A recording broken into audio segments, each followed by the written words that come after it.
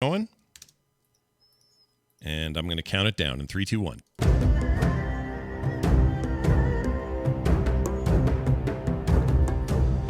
Greetings and welcome back to another edition of There Will Be Dungeons with Scott, Kyle, Kristen, Bo, and John. And thanks for joining us, everybody, and being here. We hope you're sitting back with a nice phoenixpearltea.com/TWBDT.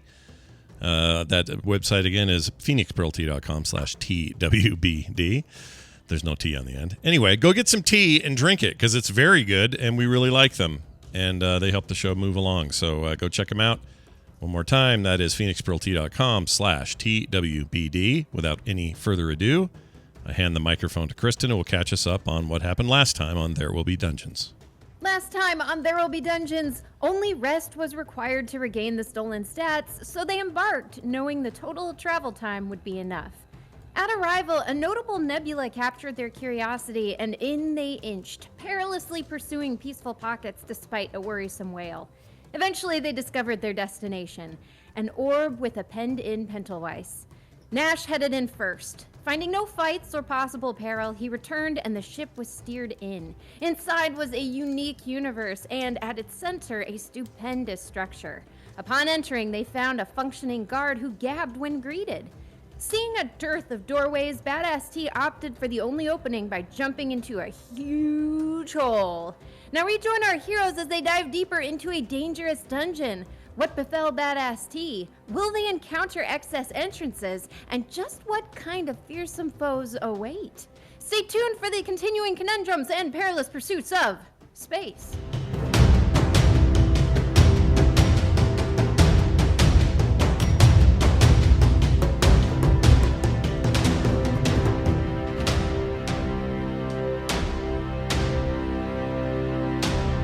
To our illustrious DM, I would say, it's all yours, Bo. Deep in the vastness of space, we traverse through the stars until we arrive at a pink and purple nebula. And then we traverse through and see the giant whales, the delphinids swimming through. And then we get closer and closer to this small little sphere. Next to the sphere is the Fate 6. An elven airship of Elhendari make.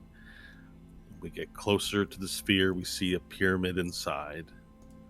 We traverse through the sphere to the pyramid, and we get closer and closer, and we see a small entrance at the base on one side of this large gray pyramid that rotates freely in this extra-dimensional space. Stars blanket the surroundings around the pyramid. We go closer in, and we see the wharf, and that's where we see the Fate 6. I misremembered where it was, so we're seeing it again. Let's retcon that immediately, 2-second retcon. And then we move through the passageway, and we see on either side large golems of rock on either side. And then we move down the hallway into a large spherical chamber with a big black hole in the center.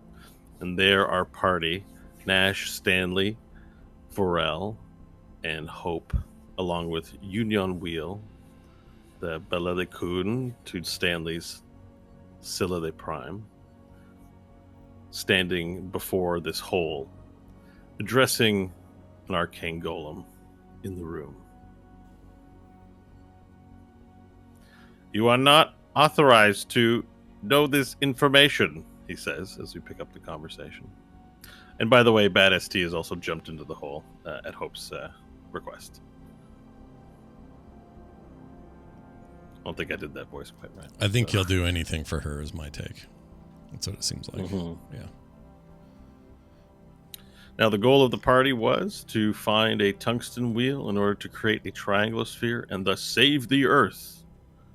And his last known whereabouts were indeed here.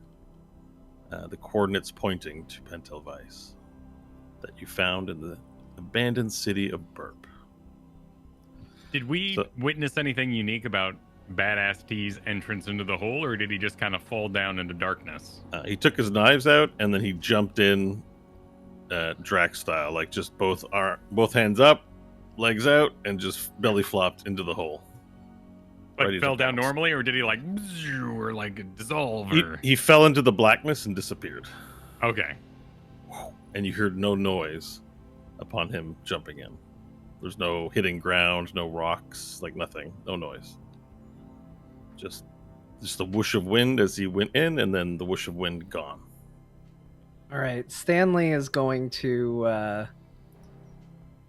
he's gonna reach down, take out his megaphone, pass his hand mystically over it, and whisper into it, casting the spell Sending, to send Badass T a message, and just say, "All right, T, are you okay?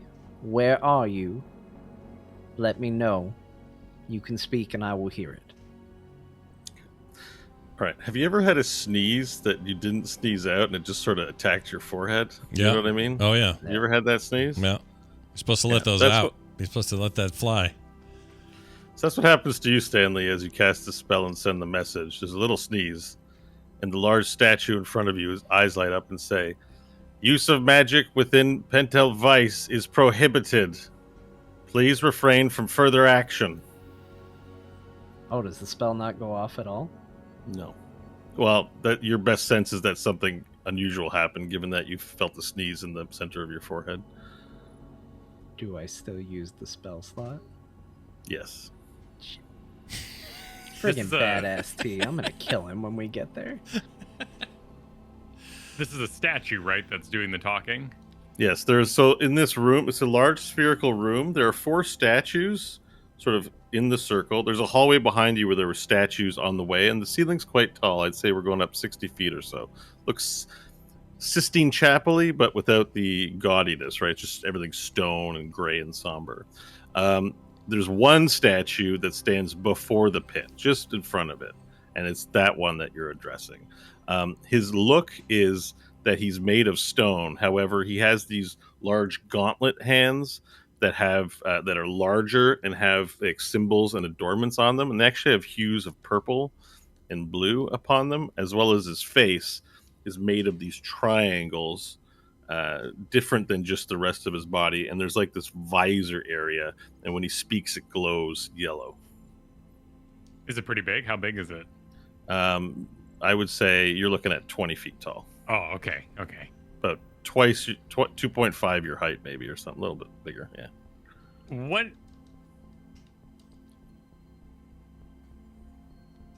Okay. So I would turn around and say, does anyone have a torch or a burnable object of sustaining length? Nash does have a vegetable peeling with a light spell cast on it currently. Yeah, but nothing like you just described. Anyway, someone should respond to his question, not the DM. I'm just adding that. Hold on, I'm looking. I don't know if I do. I lost most of my stuff. The other people in their party roll out scrolls and check their character sheets. Rummaging through the bag. They all look through their inventory. Hold manifests. on, I'll take a look. I have a lantern. Are you willing to part with it? Sure, I don't use it very much. Stanley takes out a lantern, lights it, hands it over to Varel. All right, and in one sort of firefighter bucket toss, I'll take it from Stanley and toss it down the hole. Well, Is it lit? Yeah, you just lit it. Yeah, yeah. Okay, you lit it. Wait, did you prestidigitated it? yeah. Okay, it lights, and then you toss it down the hole, Varel, and it illuminates the mouth of the hole and then disappears into blackness. Now, the prestidigitation, wouldn't that light the light and the oil inside, or did he use magic to make a light? It's not a magical light source. He uses magic to ignite. So once the flame is on, it's no longer a magical artifact of any Okay, kind. cool. And it went out when it went in? And, well, it looks like it went out. Like it seems like whatever the blackness in there is enough to snuff out the light somehow. Once you throw it in, after a certain amount it falls, it just turns to blackness, and you hear no sound or any result. And Cool. then the large statue in front of you his visor lights up again and says, "Please refrain from throwing detritus into the hole." You or are into the. detritus. I wish I thought of a better word than hole. It's very not nice. Yeah. Anyways, whatever. It's a nice hole. Card laid is a card played. No. Stanley, while looking through his bag, goes, I don't know why I have 2 swords in this bag, and I'll take out a rapier and throw it in the hole. You're gonna throw a rapier in the hole? Yep.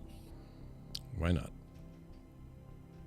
All right, you throw a rapier in the hole, and the statue lights up again. Says, "This is the second warning. Please refrain from throwing detritus into the opening." Yeah, that's better. The opening. It's definitely better. Stanley grabs the second rapier that's in his bag, slowly holds it over the hole, stares at the statue. Any reaction? The statue unmoves. The statue does not move. Lets it go, drops it in the hole. Right, you drop it in, and the arcane golems in the hallway behind you, the 4 in the room and the 1 in front of you, all move simultaneously, where their arms begin to go, and they bring them up in this threatening pose like this. It says, "This is your final warning. Further action will be a declaration of hostile intent." Well, the way I see it is we can either hang out here with these losers, or we can go down the hole ourselves. Did they say anything when Badass T jumped in? No, they didn't react at all. He was the most trash of us all. Ouch. Hope will speak up and say, I saw the figure. He said there were secret entrances, but I wouldn't even know where to begin finding them. Oh, secret entrances.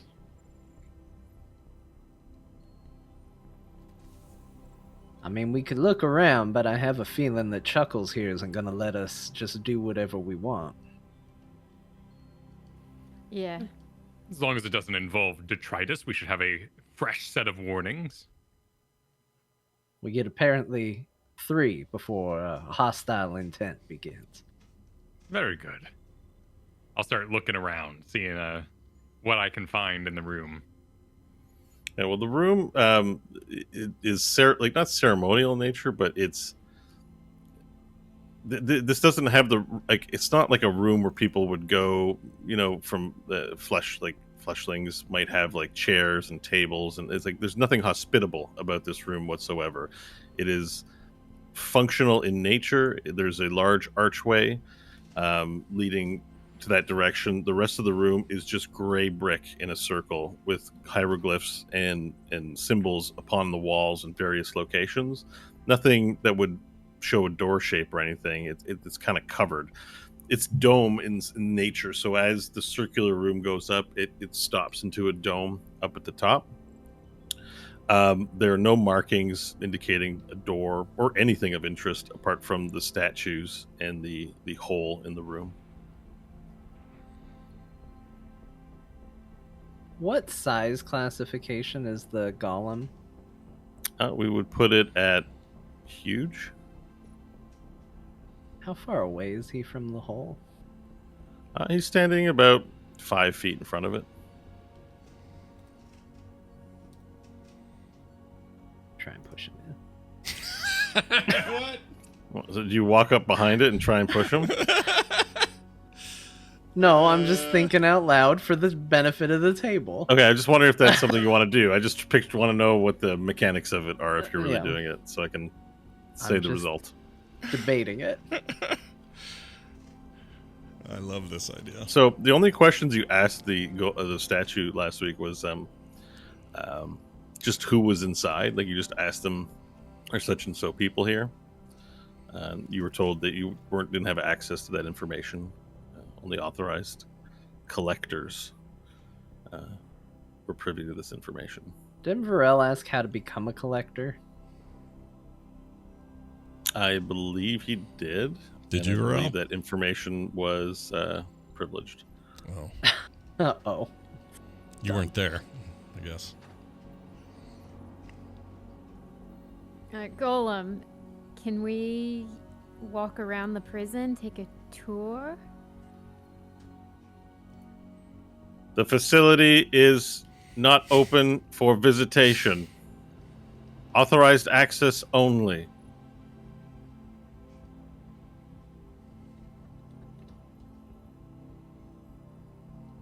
So why is this level open?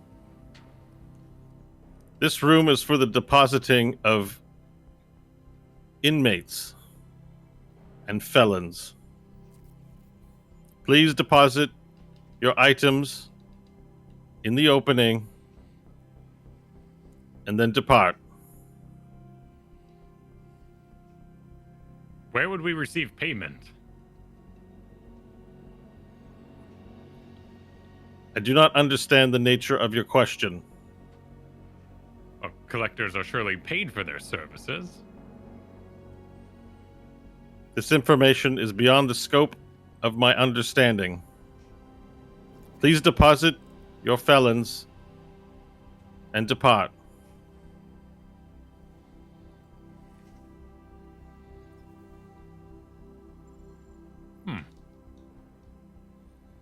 All right, so I looked around the room and there was nothing to find. Is there any roll I could do to investigate or to ascertain the legitimacy of these secret entrances?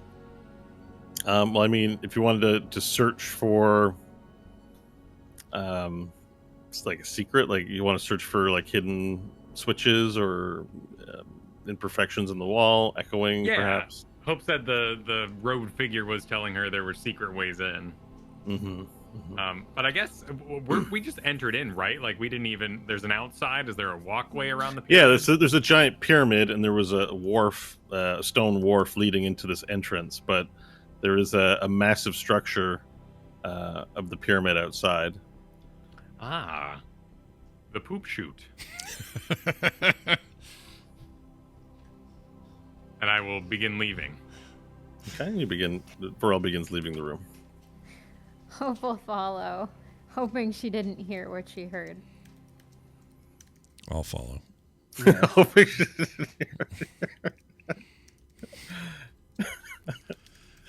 Okay, so the party you walk back down the hallway, and as you walk down the hallway, the golems they begin lowering their arms back down in a more relaxed position, and you make your way back out to the wharf where the Fate 6 is waiting for you. Outside on the wharf, you see space, just endless space, a blanket of stars on black in all directions. You look up above and you see hundreds of feet of stone wall forming the shape of a triangle made of large gray brick. Perfect in its placement. Not the stones aren't you'd expect some variance to the way the stones are placed, but the stones are perfectly aligned, perfectly cut and shaped, almost in an unnaturally perfect manner. Are they flush with each other? They're flat? Yeah, they're flat. Like it's laid like bricks, right? Like like it's over the line on the next tier of brick. But the bricks are quite large. They're about almost 5 feet tall. These are not small pieces of brick. These are large units. But are they smooth against each other straight up, or is it more like pyramid blocks? No, smooth. Perfectly smooth. Like chiseled and cut in a way that's almost unnaturally smooth. I mean, to our minds, we have 3D printers. These things, we have precision things, but like, no structure you've seen has had bricklaying this perfect. Cut and smooth like Varel himself. Think of that. So cut. So Hot smooth. cup of coffee. So smooth. So smooth. So cut. Bold and fruity. Rudy Tooty. All right, so we're away from the golems. What's the game plan? Are we gonna have Underwear Boy float around looking for something, or I'd be glad to do it. Back in and do this. Let me do some recon. I can float around and see what's up. I'll do a couple jumps up and down, and I come back down, I assume, yeah? Yeah, so we are in space, so if you jump up, you can actually achieve some flotation. Oh? What? So gravity, there's gravity, just lower gravity? When you hit the wharf, gravity seems to work, and then when you jump off, you seem to be able to, break free from the gravity. Varel attempts this, and you can kind of swim through space. Oh, geez. Now, the air starts to get really thin, so everyone's got to remember to put their bubble helmets on.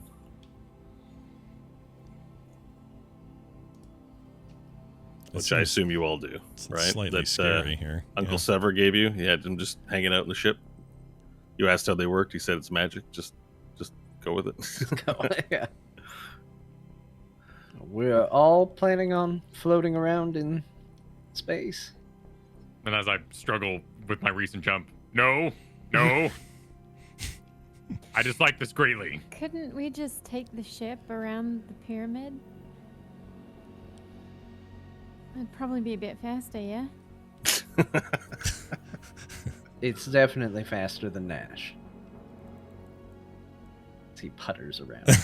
All right, well, tell me your investigation plans. Alright, I guess we're gonna fly the ship around and scope it out.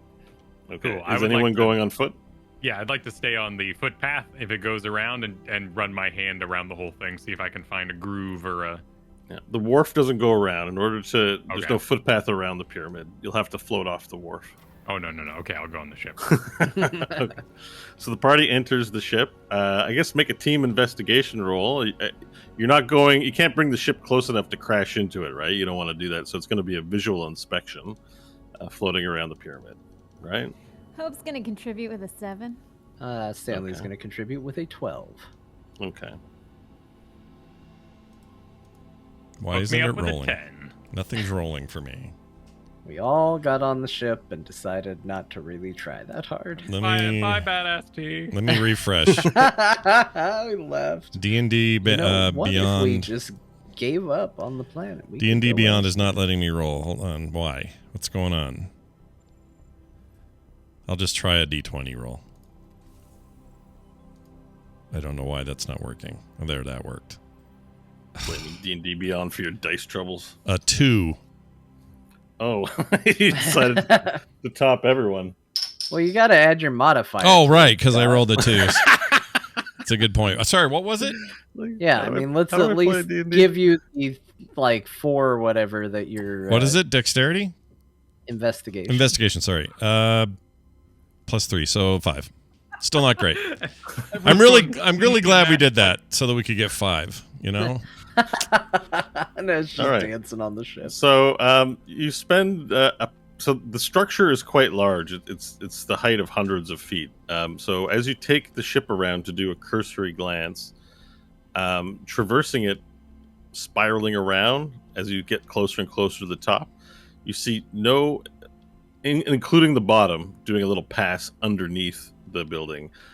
You see no imperfections or doorway, no variance to its appearance. It is an opaque gray, featureless pyramid structure. 2 hours elapses in whatever daytime is in space. What about the ground around the pyramid? Someone like dug a hole out.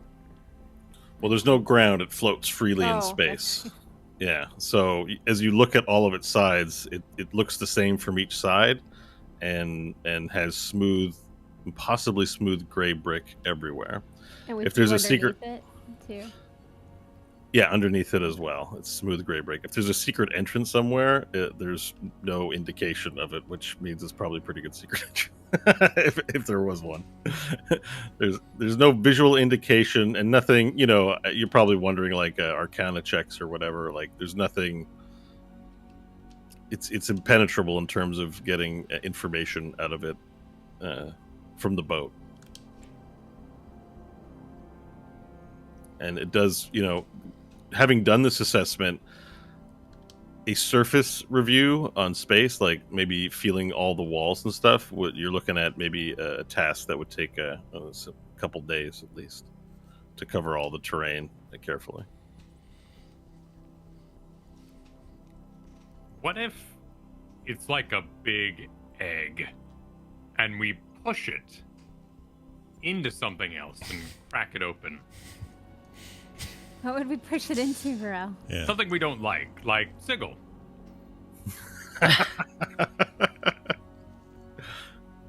Seems like that would be a problem. Push You it. know, honestly, I like Lash the it to the idea. ship. I like where his head's at. I just don't think we exactly have time for it, nor do we know the direction to sigil or how to push it into it. I'm What if- still down with the push the golem into the hole and see what happens plan. What if we pushed it through the portal thingy that we came in through, the hole, and then the whales caressed it in such a way that it flowered? I do want to point out, Varel, we are here to save someone, not simply destroy the entire prison. It would burst open like a bag of ants. While many ants may die, chances are Tungsten Wheel would survive. Why would you rate Tungsten Wheel with such a high survivability? They're Because very old. are they? Yes. Oh. Oh. Leon speaks up briefly and says, I don't care for this plan, Silele. No, that's It's why. not safe. No, we're not doing it. Don't worry about it. Hmm. We just have to get Varel okay with not doing it. And then Yunyan looks at Pharrell, frustrated with frustration.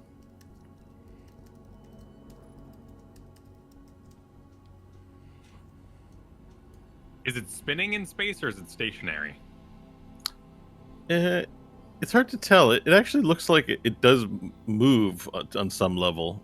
There is like there's almost this feeling of like, not dread, but just it's a feeling that it occupies the space. Like there's almost a sentience to it, perhaps, but like maybe that's just imagined. Like there's a sense that this thing is like almost making like a low hum, like a. Is it throbbing and physically? No, it's okay. it's unmoving. It's unmoving. It's just this kind of this one of those weird feelings you get. You know, this magic realism feeling of like nothing's actually happening, but you have a feeling about it. Hope's It gonna might just be pull out superstition. the clown compass and think about the eye and kind of hold it at different positions to see if it points to a specific location in the pyramid. Yeah, the clown compass. You pull out the clown compass, and certainly once you spin the top and the finger comes out, it points at the pyramid in all directions that you place it in. Well, I have a couple of ideas. Let's just see how everybody's feeling about this. Option 1, and one I still like, we just push the golem into the hole. I don't know what it accomplishes, except I would feel very satisfied doing it. Option number 2, we could present another possible prisoner for them. We do know that Diantalis is well known for causing chaos and problems. Maybe Diantalis would be on the list of potential prisoners, and I could probably pass myself off as him. Certainly have been him before. That's another possibility. It is weird that my spell didn't work, and that's the part that's most concerning to me, because the spell I cast should work even between planes of existence. There's no limit, which means they might actively be doing something to prevent magic from working, which means if it did come to blows, we would be fighting purely physically. And while that might not bother Varel, it does make things tricky for me and Nash. Well, then in that case, I don't think we should push the machine into the hole. What if we spun it really fast? So all the prisoners were pushed to the outside walls. How would you accomplish this, Varel? How would you have enough strength to spin an object like that? Well, we take the ship and we tie it to an edge, and then we drive around it really fast. And as it gains momentum, the prisoners pushing against the inside would move the bricks. It's a big bet. We could also just jump in the hole, since that seems to be the only option. We could. They do say that that is specifically for prisoners, though, and wherever it contains them, I think it would deposit us in likely the same situation. This is truly a big, universal type prison. They have to have plans and, I don't know, wards against people using magic and things of that nature. I think it might be hard to break out of, but we could also always ask what happens if somebody who shouldn't be locked up is locked up. He already told us that Badass T doesn't belong here, but they've yet to send him back.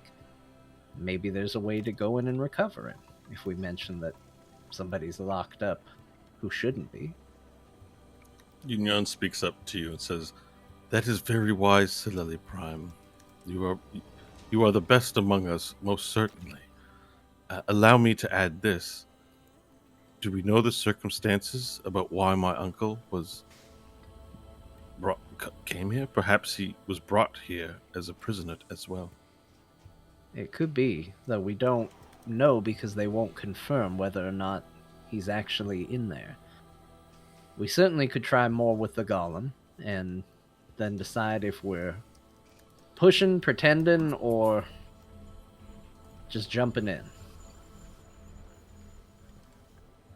I have a great aversion to this jumping plan, as I believe we will be thoroughly manhandled in there. Well, do we want to try and talk first, or do we want to go with pretending we have a prisoner? See if maybe we can find someone else that is on their list. I say we talk first, because then we can get possibly the answers we need. And then once we have everything, we can try pretending. I agree. There's no downside to talking first. All right, no more kicking stuff in their hole. Let's go down and talk to them. All right. The Fates, the great elven airship, returns to the wharf, having spiraled around for a few hours, docks, and the party disembarks once again. You make your way down the great hallway, past the golems, to the hole and the half sphere shaped dome with the large black hole in the center and four golem statues and the one before it. Keeper, I believe you have a prisoner contained that has no merit being locked in your prison. They accidentally placed themselves upon the panel, but per your own discussion, you said they had no business in this prison. We would like to retrieve them now. The yellow light of his visor lights up again and says, "Inquiries regarding inmates must be discussed with the warden." All right, we would like to see the warden. Contacting the warden. And then the visor sort of goes.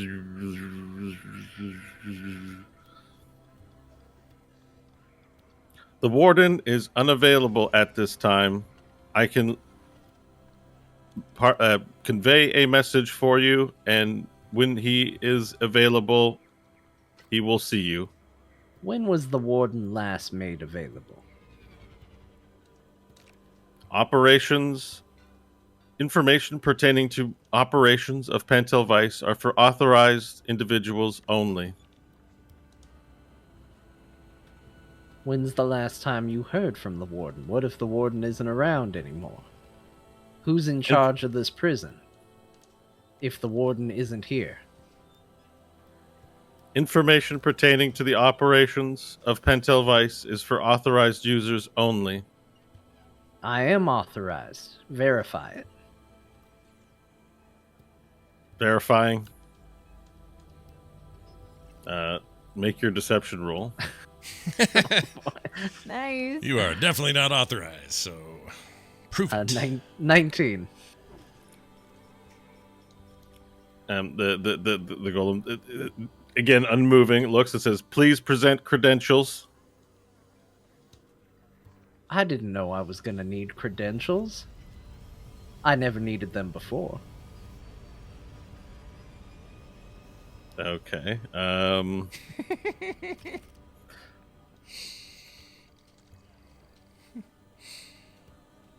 trying to think of how to word the response for these guys.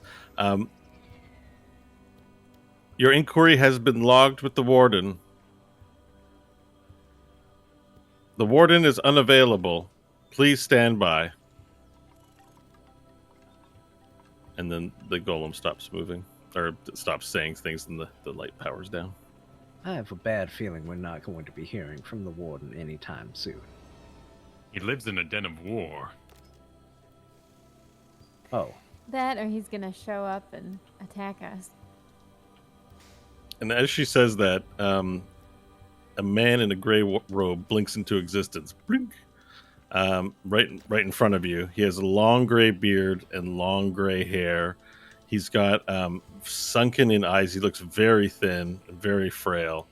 He's leaning upon a staff, and one of his eyes is like just has like these scars all around it, like sort of like this cratered scar on the side.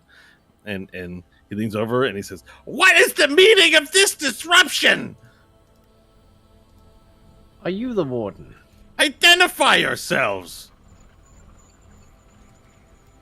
Are you the Warden? I am the Warden of Pentelweiss, yes.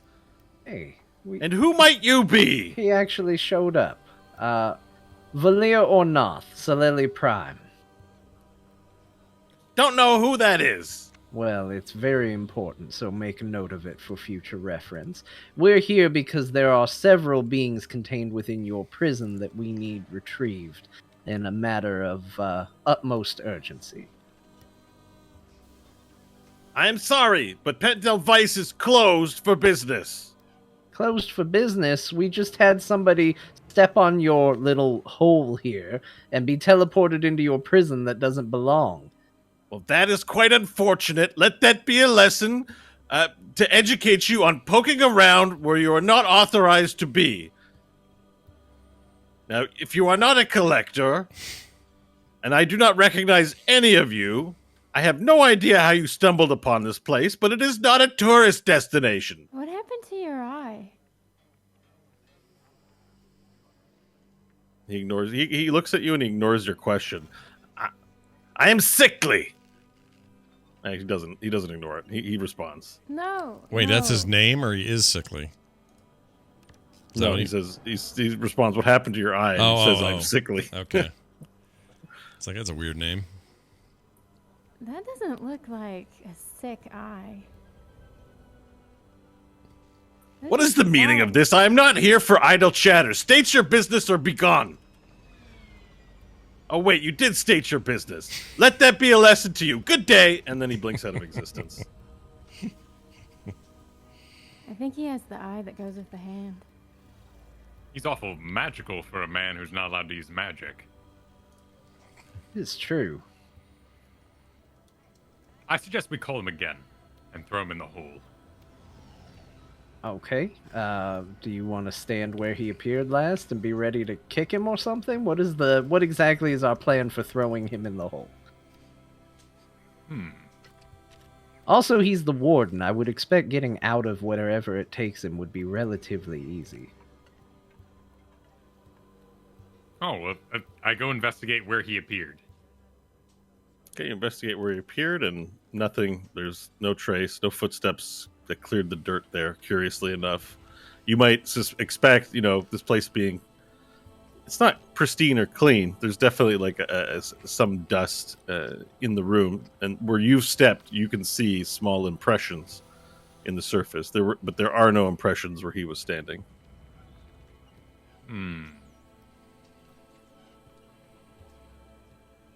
Gollum, Keeper, we would like to leave a message for the Warden. The message being we would like to see him. I have relayed your message to the Warden. Do you think we should tell him I have the hand to see what that does? That's not a bad idea. It might be a very bad idea. I mean, if you're being compelled to seek out the eye, he's likely being compelled to seek out the hand. Yeah. I think this could turn into a escalation. Did you guys ever rather have this quickly. conversation? I don't. She told us about it. She had a At the bonfire. Yeah. Before we took the break. Hopeful, Yeah, but the whole story. did the voice ever tell you about an eye? I I'm don't pretty think he sure meant. it's on the sheet. Oh, is it on? Okay, I thought maybe he hadn't said anything about that to you.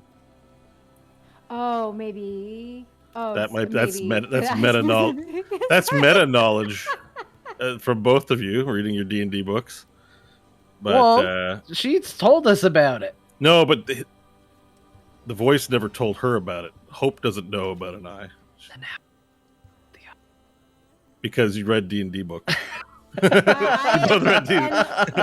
was something I came across back in college, so this is knowledge from a long time this ago. is meta knowledge. I'm sure reading this about back information has not been conveyed to Hope. I'm fairly certain. I could be mistaken. Someone correct us. A we listener can can maybe retcon clarify it if they remember. Okay. But I mean, it's only been a few years. Like, it's why can't we remember?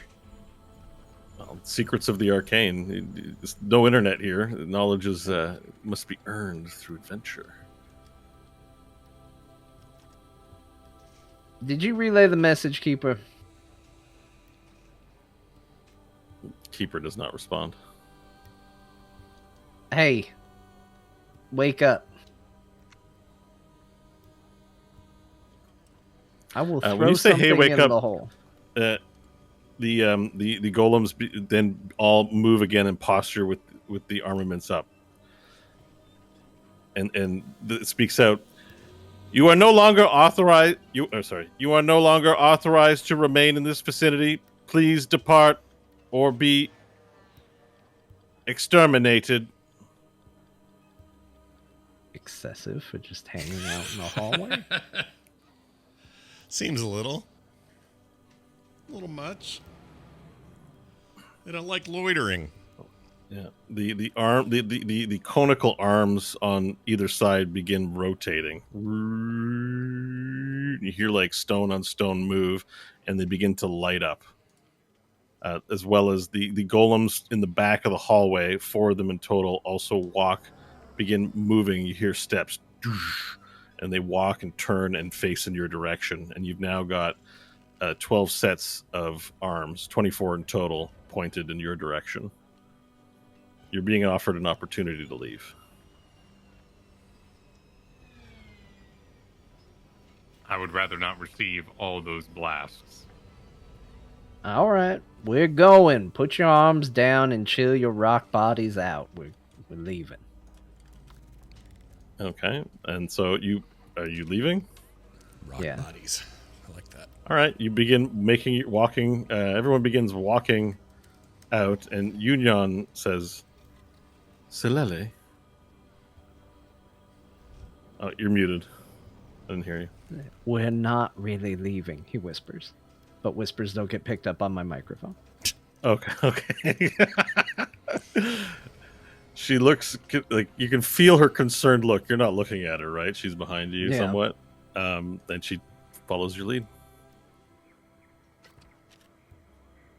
All right, so out front, all right. It's clear we're not going to make any progress with this warden. We've done our talking, so the decision, how are we going to handle this?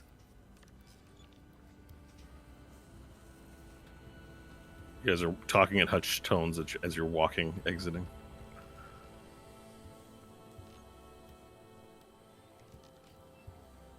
Push it through space.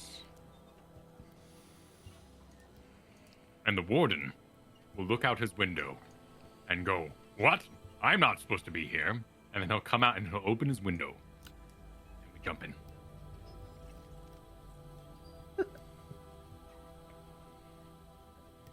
All right, that's one vote for push Pentelweiss until the warden jumps out of his window. Hope, how would you like to handle this? I say we just jump in the hole, fight our way out. Nash. These are both terrible ideas. But I don't have a good alternative. The one least likely to work is probably push it, so I'd say probably vote for jumping in the hole. For the record, it's all kind of bullshit, but yeah, the hole's probably our best option. Look, I don't know what else to do. We have to leave here with tungsten. So we either fight these golems, get the warden to appear, and make him tell us where to go, or we go in the hole, or we try to push this pyramid, which honestly sounds like a couple hours of wasted time. No offense for it.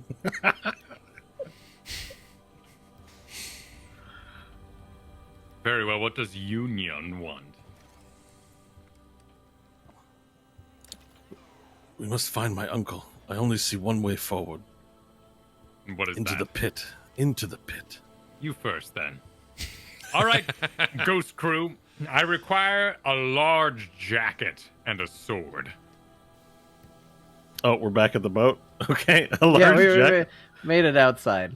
Oh, you made it all the way. I thought Yeah. you were going to turn around and do a thing. Okay, Union's a little disappointed because you made a big deal about we're not really leaving, but you Well, really left. we're not really leaving. We did, but Right. you know, Oh, there's I leaving see. and then there's leaving. I got the impression it was going to be like, oh, huzzah, I tricked you into okay, so you make it back on the boat. Varel requests a jacket and a what? Sorry? A large jacket and a sword. All right. You are offered Gorgeous Georges goes downstairs and brings back up and goes, Georges! And then he gives you a jacket. Looks like a ship, like it's got like the pauldrons that are like tassels and the thing, like a sailor's jacket, an sailor officer's jacket, and a sword. Excellent. What kind of sword? Well, there is an armory aboard the boat. It's not going to be anything of a magical nature, so just add a sword of your choosing to the inventory. I guess you can just go. I think there's just sword, right? Yeah, mechanically, I'm just concerned about my magical sword not working if we go into a non-magical area. So I'd like a sword, and for everybody else, I put on the jacket and I say, I've witnessed human children escape this way from confinement. By going limp, one can slide forth from a jacket and escape naked. Great logic. Okay, Yeah. so yeah, it doesn't confirm any armor unless you're looking to get some leather armor or something. But Nope. you're a barbarian; you don't need that stuff. No. I merely wish to not be naked. Gotcha. Well, yeah, you now have a jacket and a sword. Excellent. Pirate jacket and a sword. And Uncle approaches you and says, "So, nephew, how'd it go? Did you find your way in yet?" We're having a bit of difficulty. It seems they only want to let in collectors or something of the like, and the warden's a little bit of a miss. He's kind of all over the place. Have you tried asking your father about what's going on here? He might have heard something about what this place is. No, I hadn't done that. Father tends to know a lot of things. It's quite irritating, really, but got credit's due. Well, I'm sure he has an opinion. Everybody does.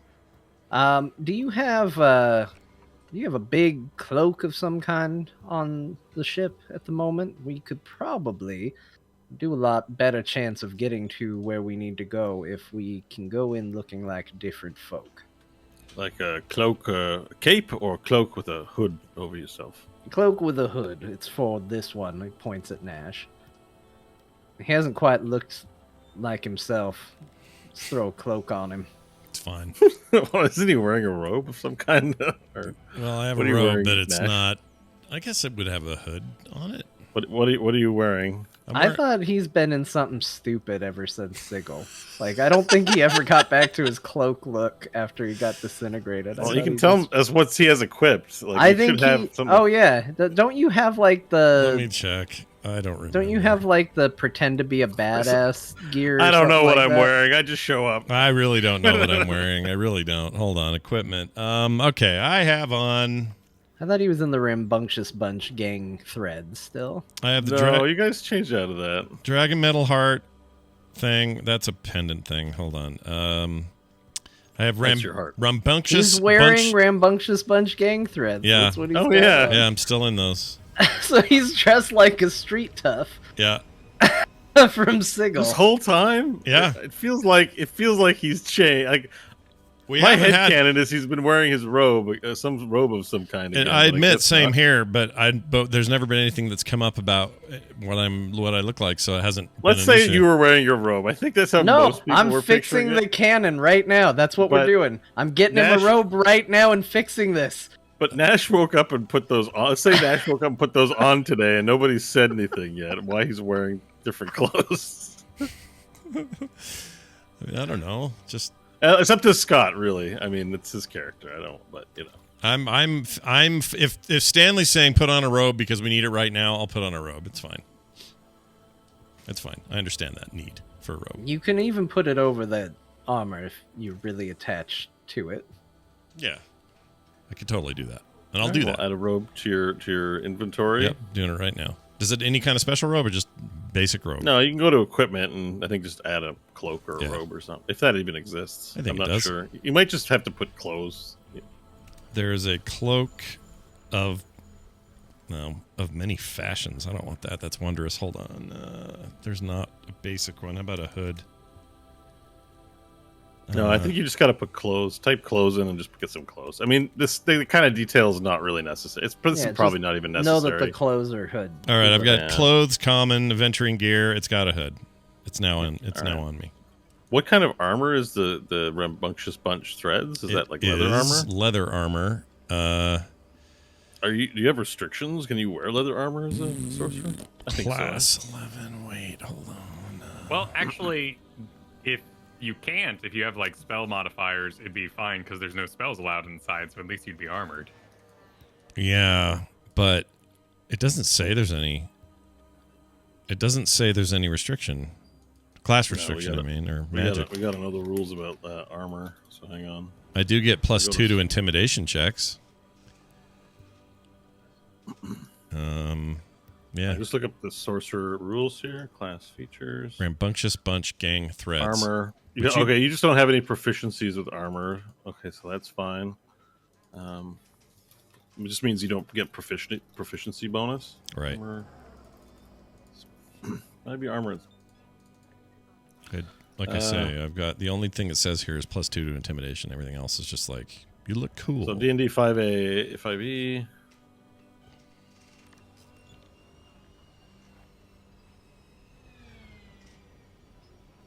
If you're proficient, you can cast spells without penalty.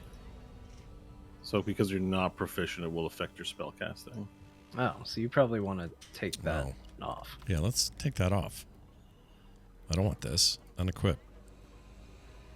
I'm Speaking naked. of armor and messing up, I was only and have only been wearing fashionable nobility clothing. So Stanley is going to swap out to studded leather armor as part of this. Everybody getting changed to look different and actually put his armor on. which he Yeah. hasn't been. So yeah, here's the deal. If you're wearing an armor type that you're not proficient with, you can't cast spells. It hampers you too much. Oh well, it's So off now. you don't have any armor proficiencies. I mean, check your sheet, but by default, the sorcerer does not.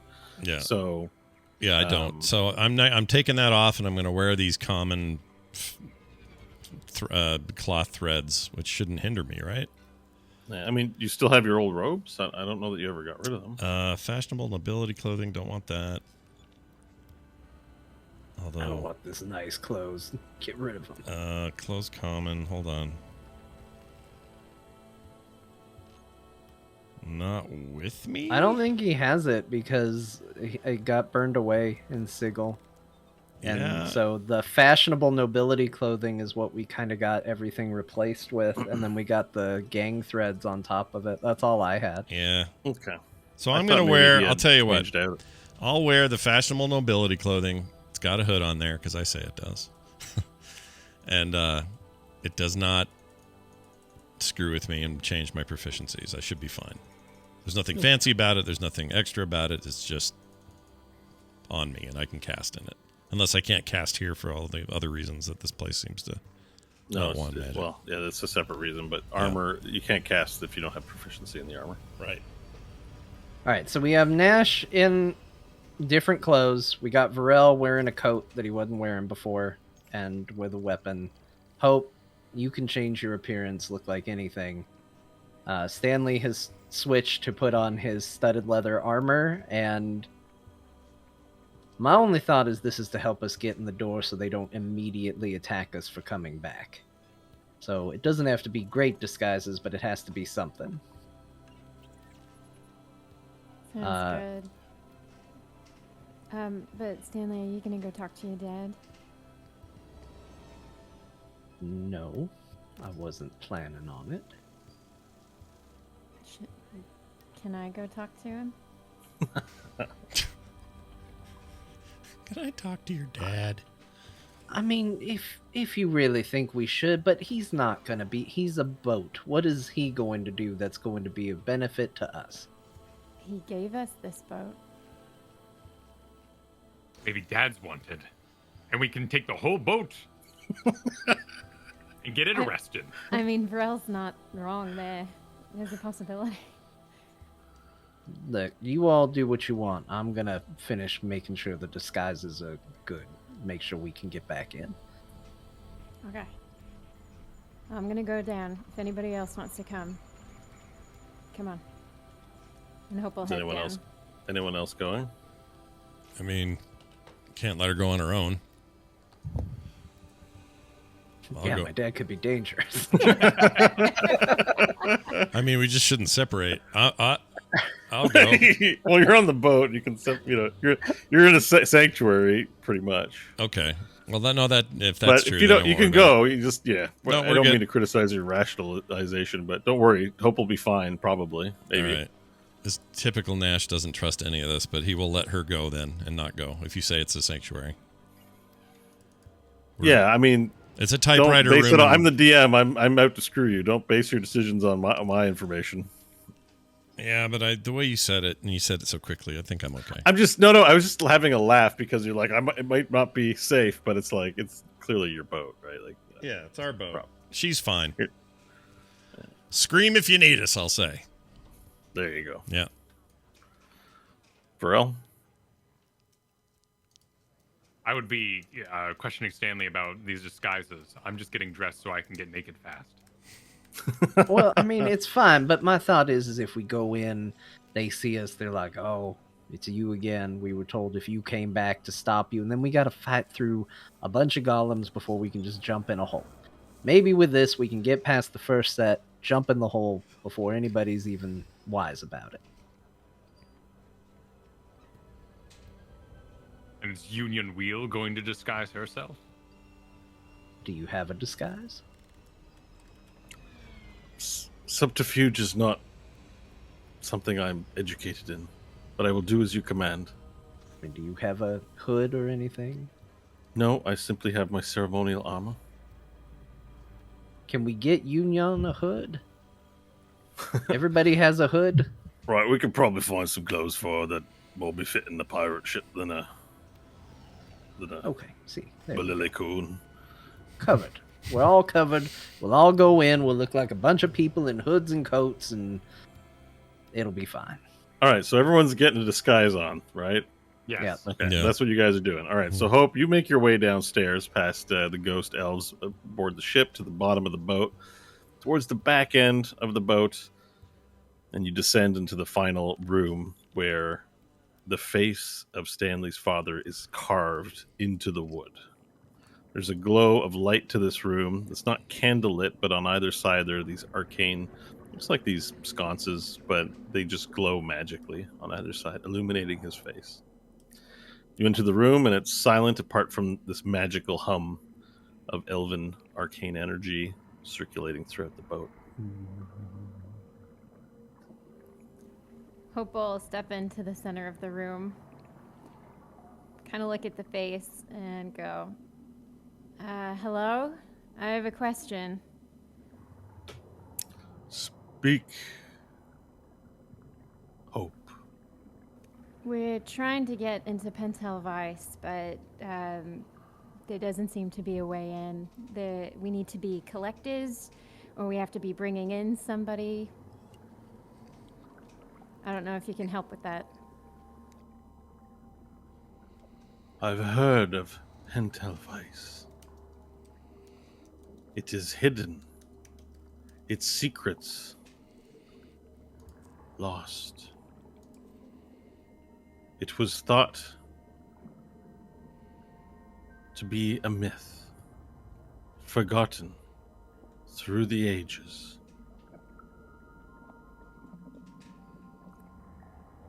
Not much is known about this place. At great peril, you are. We're pretty aware of that at the moment. So is there anything you do know?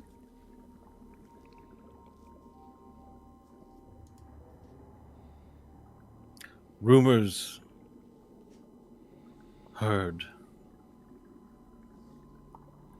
of great dangers therein. Imprisoned and forgotten fiends and dangers of the cosmos. Its secrets unyielding to my mind. Okay, and then nothing about Tungsten Wheel? Because we found him. We're pretty sure he's here. Tungsten wheel.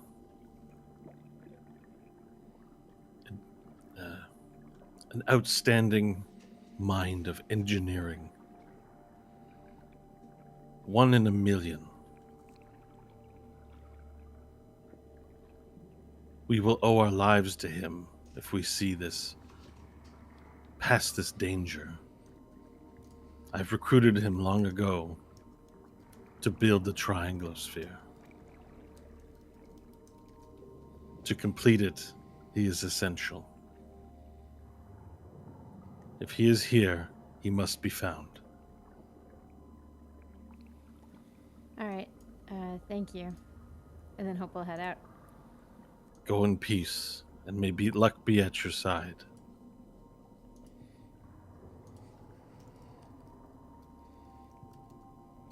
And hope you make your way back up to the top of the boat, having had this conversation with the boat.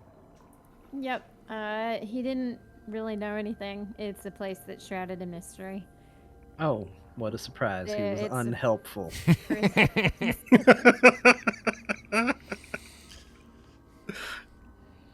He once again reiterated the importance of us getting Tungsten Wheel and alive.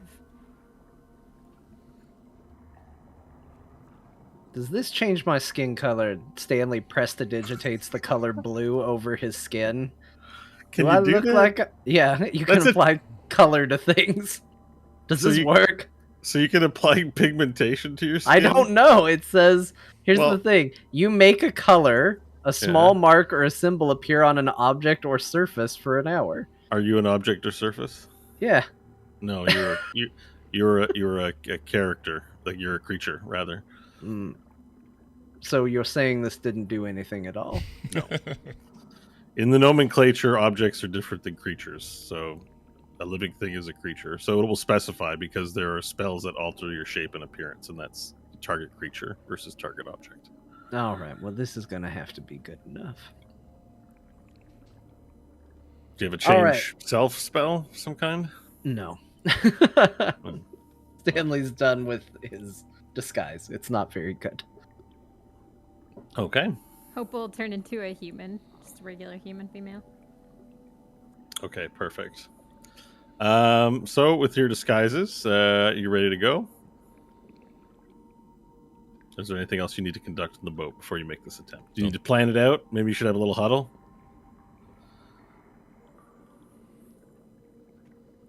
It's fine We with me. all ready? We're just jumping in the hole. We're going to walk in, jump in the hole. If we get attacked, we run and jump in the hole. Sounds good. Let's do it.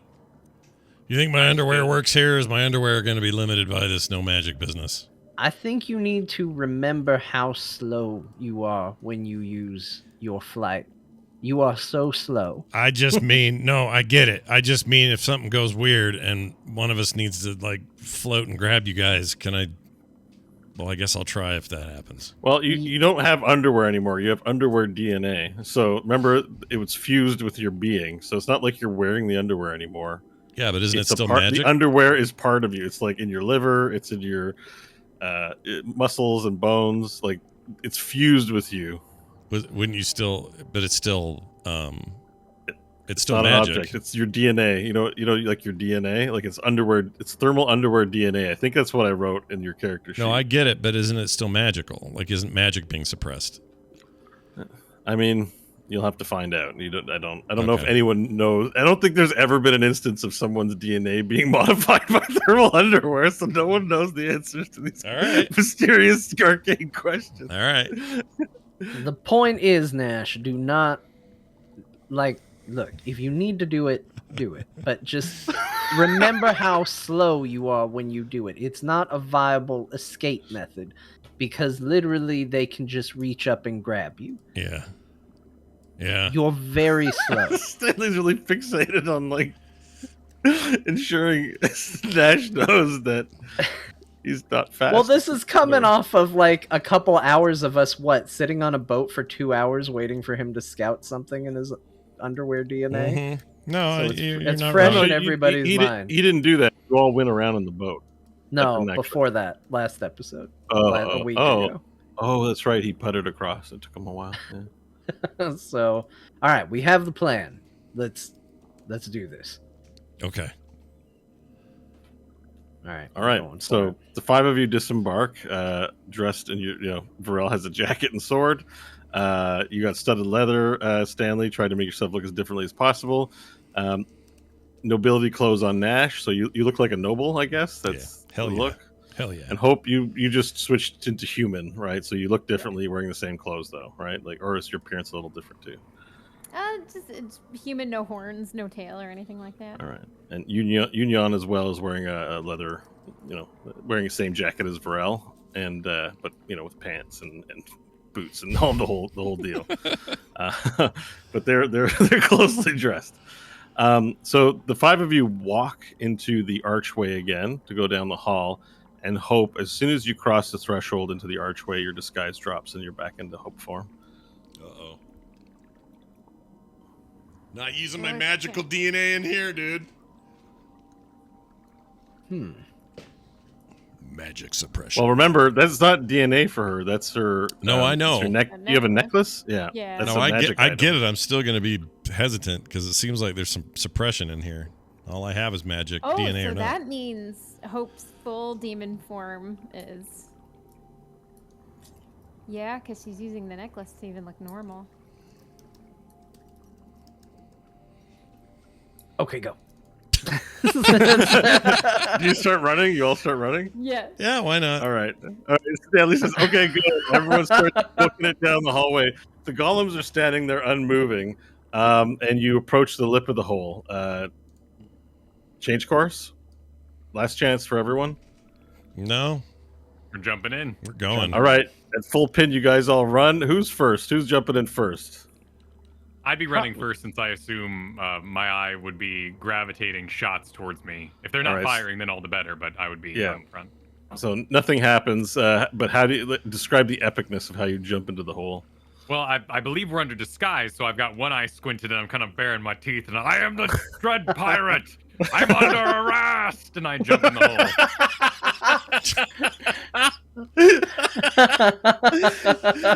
The lizard man yells, "I'm under arrest," as he jumps into a hole. That's perfect. That's a great. great sight. All right. Everyone else want to describe their flourish into the hole? There's nothing. No, it's hard to follow that. Stanley just Okay. right behind him just does a forward dive into the hole. Yeah. All right. Everyone else just sort of jumps in. You forward dive. Nash, do you have a special dive? At all? No, I just swirl All in. right. You know Just what? I walk. do a full 180 as I run. Yes. No one does the Super Mario and go with one arm up. No. All right. Everyone jumps in. Union does like this barrel roll flip into the hole. Apparently, all super cool like. And Hope you jump in and jump into the blackness. And we'll find out where this all leads to when we get back from the Oh my break. gosh. Perfect. All right. We'll be back shortly, everybody. Go pee, go eat, go whatever it is you do for 10 minutes. And the rest of us will be back shortly with more. Stay tuned. All right.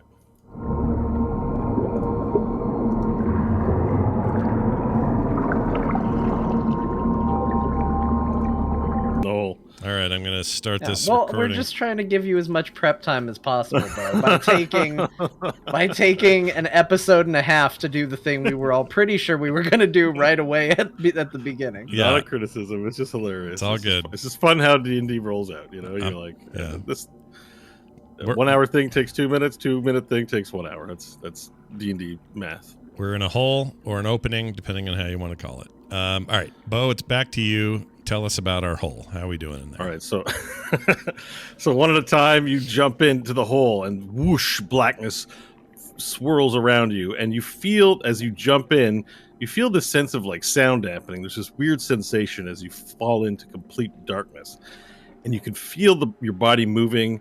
For a moment, you don't feel any wind at all. Then all of a sudden, you feel wind again, and just as you don't see anything, Scott, No, you do see something. Scott's vegetable peeling. Make a dexterity saving throw. I can do that. It was on your head, right? Yeah. Yeah, I always keep it there. Yeah, Stuck- make a stuck to dexterity my saving forehead. throw. Okay. Oh, it's working now. 18. Okay, so it flies off of your head, but you quickly actually capture it, and it's in your hand, and you sort of point it down so that people can see. Those with dark vision can also see, but it doesn't. It feels like it's being dimmed somehow. It doesn't shine that bright, so you can only kind of make out the figures around you of the other party members, and a little bit of brick as you fall down the shaft, and then you see ground come up, but then it angles a little bit to the left, and so your body just sort of magically pushes off from hitting the ground and flies to the left a little bit, and then moves down into the ground again. It's like you're going through this network of tunnels. And then instantly, splash, splash, splash, splash, you hit cold, icy black water. You're all submerged in cold water as you struggle to find a direction to go. I assume everyone's going to swim up once they hit the water. So let's make a Constitution saving throw, please, for everyone, including Union. Natural 20 for a 23. Nice. 22. 19. 14. Okay, 14. So everyone hits the water in relatively good shape. You have a sense, you're very disoriented, but no one's so disoriented they don't know which way is up, even though you can't see anything in the blackness of the water. Your dark visions are both extremely limited under the water. It's very inky and black. You would expect to be able to see farther. Nash, your vegetable peeling also doesn't shine too brightly out, but you're able to swim up to the surface. And so everyone, in a rush, swims up and breaks the surface of the water. Now I'm going to switch you over in roll 20. Let me just make sure everything's working okay. You'll need to go to the bottom right of this map. If everything worked, you shouldn't be seeing too much. Should be mostly black. We've got the dynamic lighting effects. Now, the dark vision people will see more than the people without dark vision. So, Varel, because you don't have any vision, you'll only see Nash's light. Has everyone got that? Yeah. Please just see I don't. black. Oh, yeah, I got it. Yeah. Oh, On there the it bottom is. right. You got to go really far on the bottom right. Yep, found it. That's a very big map. Yeah. Okay, so you fall into water, and you break water. And, yeah, you're all treading the water. You see just off in the distance a bit of a stairwell leading up to what appears to be maybe a stone ledge. You're not sure. You can't make out that far. Hope will start swimming to the ledge. Yeah, Stanley as well. All right. As you all start swimming to the ledge, you see the water bubble.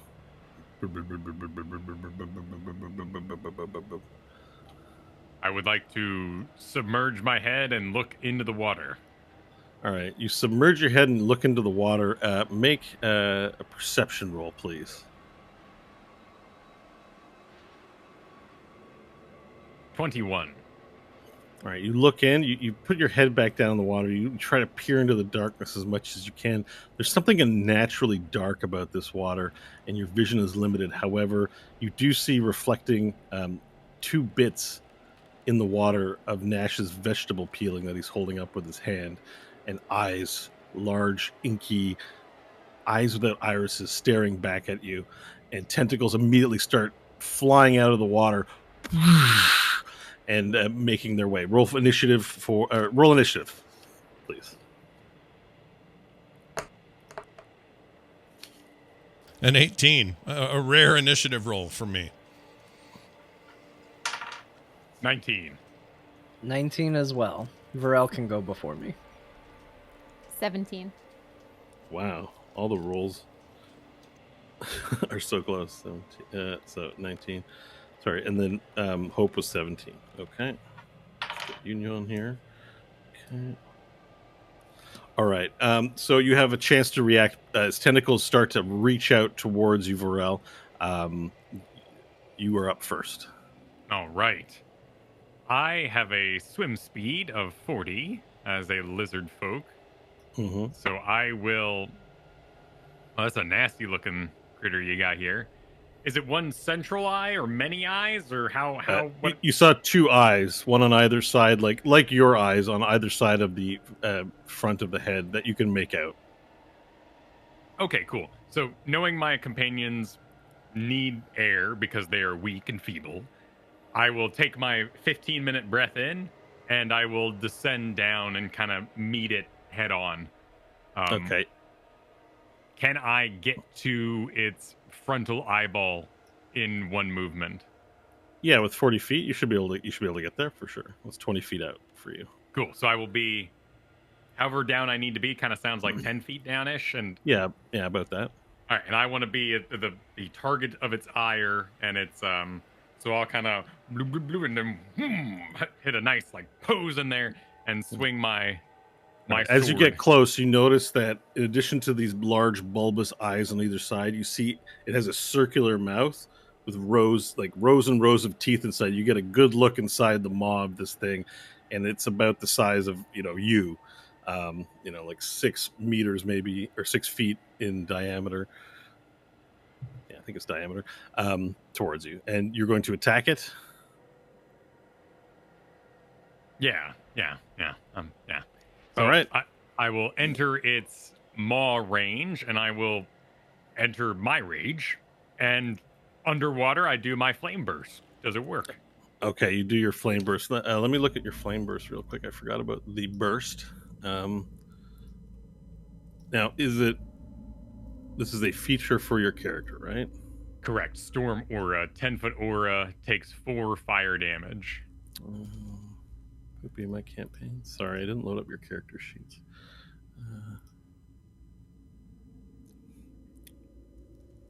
I'm thinking this will work. I don't think it qualifies for what would be prevented. Let me just double check it here. It's called Flame Aura. It's on my features and traits, and it is under Storm Aura. Storm Aura. It says emanates stormy magical aura. Enter my rage. Yeah, aura's effect.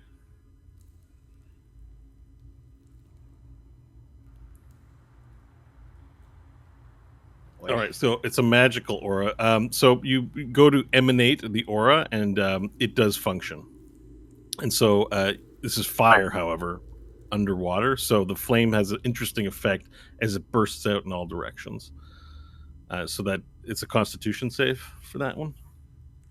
No, this is just automatic damage. Automatic damage. All right, 4 damage. Is that right? 4 damage, correct. 4 damage. Okay, so you flame it out, and then you get a good look at him as it illuminates in the water. Your fire aura in a sphere around you, and this creature is large and scaly, and has these large bulbous eyes, large mouth, and tentacles reaching out in all directions, heading for the party members.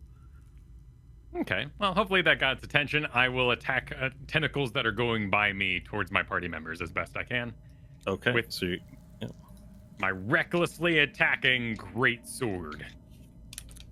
Oh, this is the great sword you got from the ship, right? Correct. The first attack is a 22. All right, that is a hit. All right. Roll for damage.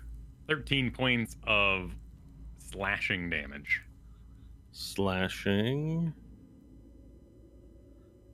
Okay, so you go to slash it with your sword, and it hits its chitinous surface and does no damage.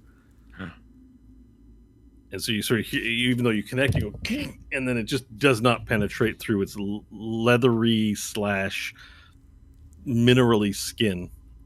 Oh my! You said it was a hit though. It is a hit, yes. Okay. It has immunity. It seems to have immunity from slashing. All right.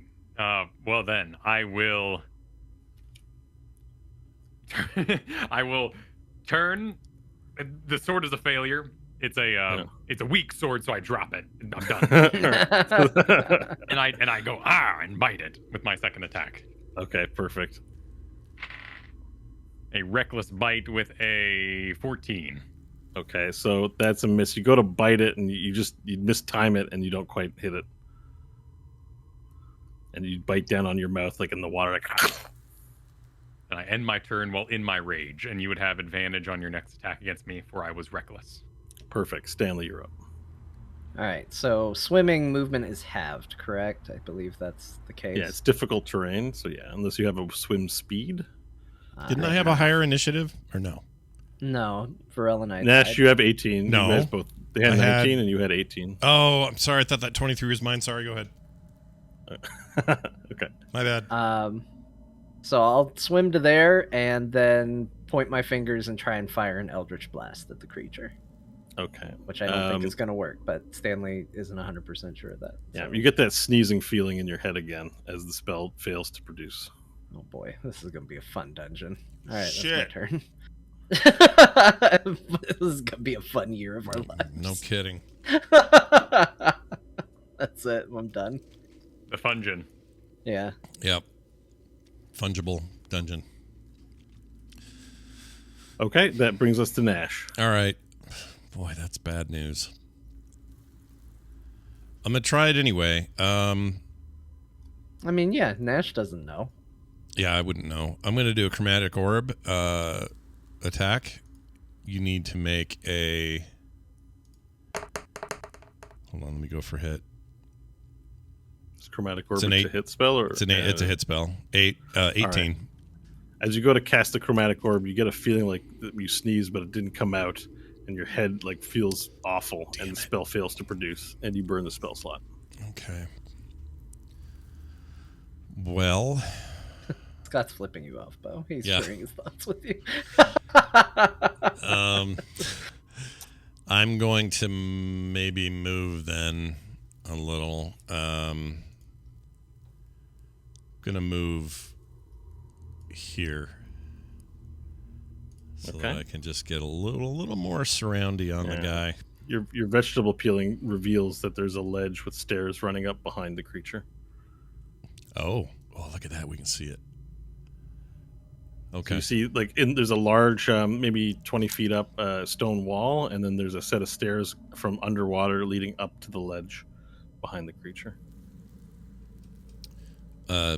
Possible I can bonus action yell that to everybody? Sure. You can free action that, no problem. All right. Stairs! I'll go stairs behind us, or behind the creature, and then that'll be my turn.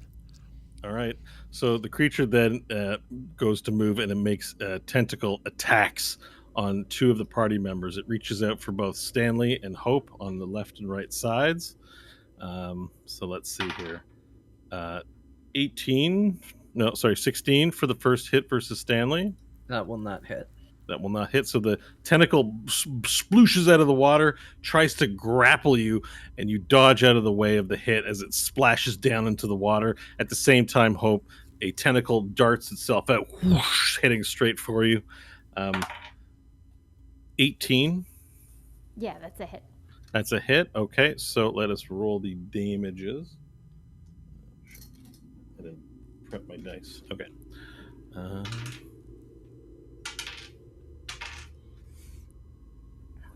21 points of piercing damage. Ow.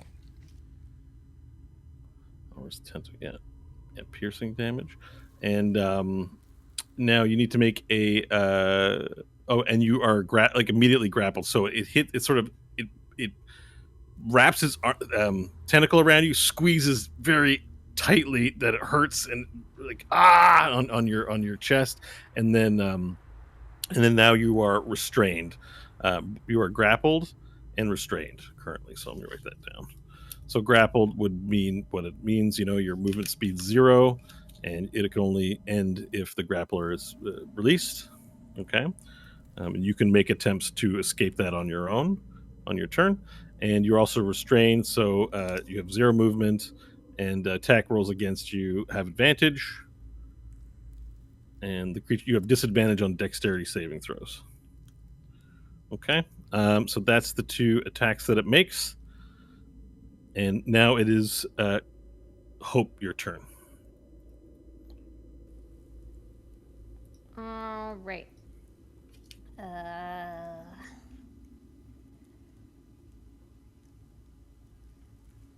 Well, you know what? She doesn't know, so she's gonna give it a go.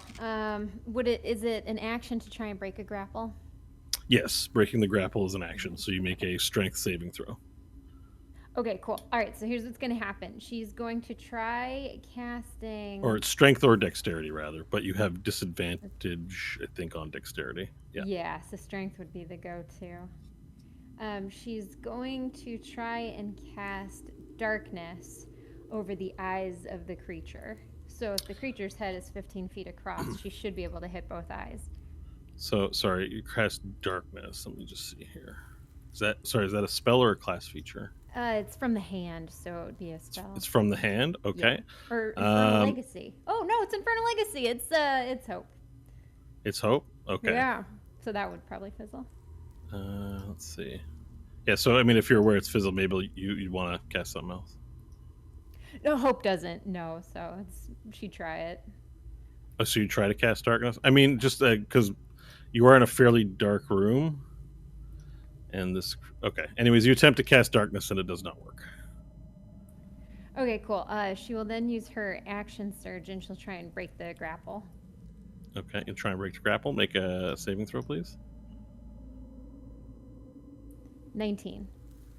Okay. You just barely... You can feel that yourself just freeing yourself potentially, but you can't get out. You're just like, oh, there's a little bit of give as you push. You're so close, but you're unable to escape. Okay, she's going to then use Indomitable, which lets me re-roll on a saving throw that I fail. Oh, okay. Very good. Indomitable. That's an awesome feat. You will not be dominated. 25. 25. Okay, so this time you're like, I don't know. What do you yell when after the first failure? Oh, it would just be like, ah! And she'd push it out of the way. All right. So everyone sees this. Like you fail, like to get out, and then you just like take a minute and then regain your strength and then push out and just break out with both arms, like just absolutely just overpower the strength of the creature and release the arms in the water, and you're now floating freely, free of the grapple. Cool. And am I able to take a move, or would it have to be next? You still have movement. Yeah, you have movement and a free action. All right, she's gonna start swimming. Okay. Perfect. Okay, you're gonna move there, next to Nash. Yes. All right. So Union begins swimming towards, with your turnover, half movement speed. She begins rushing over. She goes, Selele Prime, and begins swimming over madly towards Stanley to help protect him. Okay, and now that's the first round of turns done. And as it happens, you hear, hey, they're here, help them! And Badass T runs up towards the top of the ledge, followed by a halfling and a few other people up at the top here. They sort of all gather around at the top.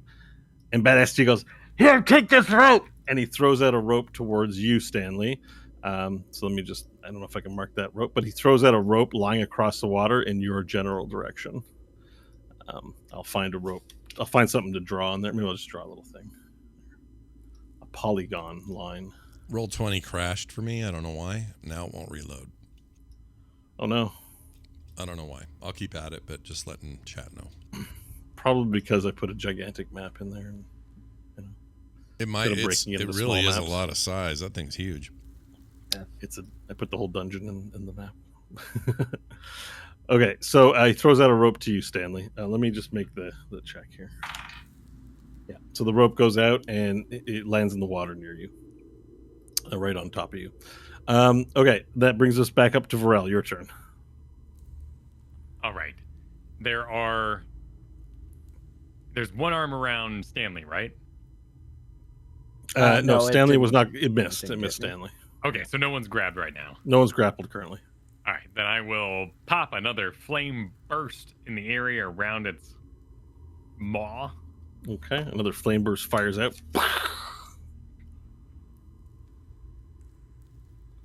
Takes 4 points of damage. All right. Man,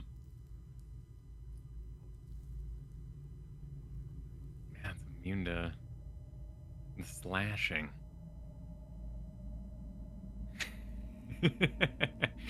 Throwing punches underwater is like nightmare fuel to me. I hate that idea.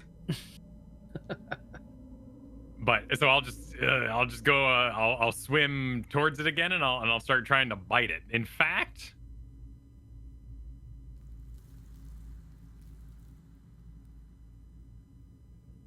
how big is this mouth in front of me?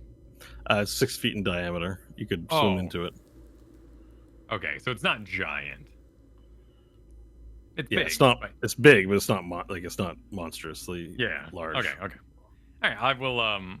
I will attempt to again do a double bite to the tentacles that are swinging about in my area. Okay. Make your attack roll. Your biting attack rolls. A 27 for the first bite. It's a hit. Let's roll the damage on that.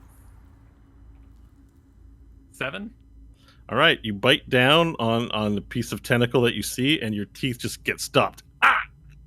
And it also fails to pierce the armor of this creature, and you feel this sort of like this maybe like your teeth scraping across chalkboard or something. Yeah. It's sort of this. It's just like ah! It's very like awful. All right. Well, then I'll wind up a big old underwater punch. Okay. All right. You lean back and twirl it up, Popeye style, and deliver a punch. 25. All right. It's a hit. Roll your damage dice. 6 points of bludgeoning damage. All right. You hit it, and you feel as if it has no effect and doesn't do anything. All right. That ends my turn. Okay. At least Varel gets to feel the same way we we do. No kidding. Yeah, it's tough. Apparently, you've tried everything and you're unable to damage it, except for your flame aura, which it doesn't appear to like. But it's been very minuscule. The amount of damage has not deterred it in any way. Stanley, you're up next. There's now a rope from the. You see 5 figures up on the ledge, and one of them's throwing you a rope. Stanley's close enough to where he knows, if he focuses on movement, he can make it almost out. So he's gonna kind of do that thing where you grab the rope and try and like get it closer and kind of do a fling to try and get it back to some of these people that are further away, Oh, okay, sure. because it's All right. gonna help them more than it'll help me. So he's just gonna kind of. Who do you want to throw it to? It doesn't look like it has far to go. Like maybe aim for around here. Oh boy, I tried to click. It's probably 60. It's probably 60 feet of rope. Oh, that was rough. Yeah, I'd probably toss it towards what's her name? Yun-Yun? Yun-Yun. That's it. Okay, so. All right, so make a dexterity, sleight of hand. Let's say sleight of hand, or an athletics to throw, just to aim and throw the rope. And 18. All right, you throw the rope over to Yun-Yun, and it lands on her, and she grabs it with her hand as she swims towards you. And then Stanley will burn his action and movement to get to there. All right, you swim up. Oops, shit. You swim up towards the near the stairs. Okay. All right. Anything else? Nope, that's it. Then we move on to Nash, Maggard of the Solar Mines. All right. I can't see it anymore, so I don't know exactly where I'm positioned, but I would be wanting to swim madly for the stairs. Okay. Actually, would I? You know what? I'm sorry. I would try to enact my my underwear DNA and see if it worked first. to float out of the water? Yeah, I would want to float above this and then over to the stairs. Yep, it works. You go, and you emerge out of the water. Okay. And float above the water. All right, sweet. I would use remaining movement to move, not toward the creature because it seems like he's got a good reach, but just sort of toward safety. So you still get 30 feet of movement as a floaty, or is it less? It's crap. I don't remember. Does it say on your underwear DNA? Yeah, probably. Let's see. Where is it? Oh, well, now that it's part of me, where did we put it?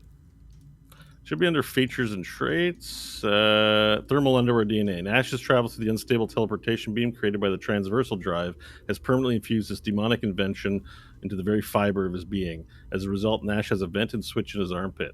He can turn on the switch to air condition himself, granting him comfort in hot environments. The underwear also allows him to gain a fly speed of 10 feet.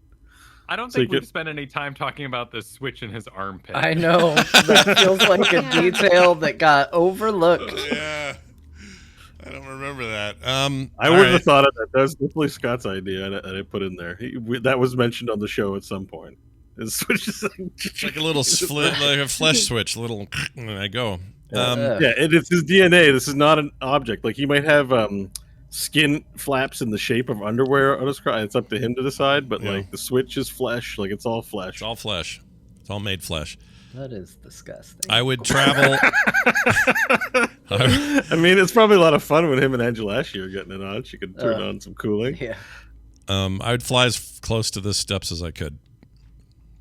All right. So wait, wait. Hang on. Oh. It wouldn't be cooling because it'd be his cooling. So yeah, if my anything, cooling. it'd be like hot air, like the back of a vacuum. Yeah, it would only help me. Yeah, you're right. Maybe it's not. Maybe just leave it alone during coitus. That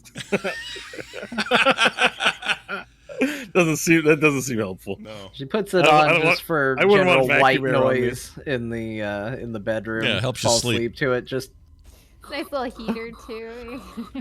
Yeah, it's like good for falling cuddling. asleep Good on for a cuddling. plane. Yeah, it's good for cuddling. And yeah. So yeah, I'd make. Anyways, you can move 10 feet in the air, so move 2 squares. I can't move. And you can use your. You could. Oh, okay. I'll move you then. Yeah. I'm still working on it. Over here. And then I will move you. You should use your dash. If you're not doing anything else, you might as well cash in your dash action and move another 2. Oh yeah, 100%. There's nothing else I can do. So let's do it. So you move 2. So you're about. You got 30 feet to go to get to the ledge, Nash. Okay. Actually, since you can't see the map, you were next to Hope. So let me just offer you an option.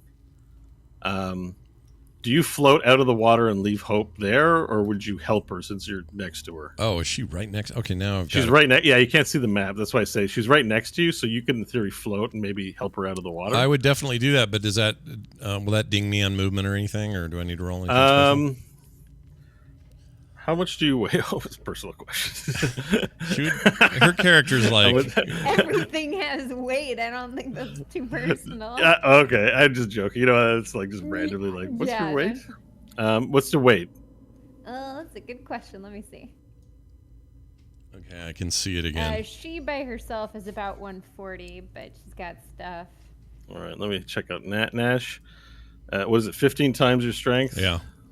So 12 times 15. Anyone do the math? Hold on. Anyone got a computer brain?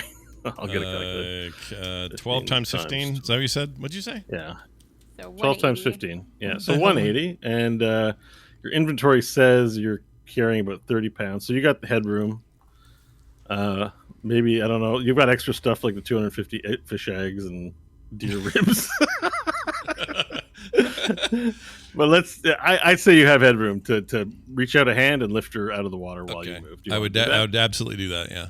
All right. It will take an action to clasp hands and to be like, lift up. So you won't be able to do the dash action, but you lift her out of the water and you both move 10 feet. Totally fine. Okay. Perfect. And that is, I can see it again, and that is the direction I would go that you just went. So that's perfect. All right. So Nash, you're now floating in the air with holding Hope by the hand and helping her out as she floats through the air as well. All right. We now move to the creature. So the creature now, seeing everything escape quickly and looking around, but the most notable prey is Varel directly in front of him. Now moves towards his mouth and instinctively opens it up and rears it back, and the folds of its flesh move back, and you can see its gums, and then it attempts to swallow you by biting. Good Lord. All right. Roll with advantage. I'm worried about him. Oh, that's good because the first one was a miss. For sure. So 27. That's a hit. All right. I figured. This is a very unnecessarily large number. Okay.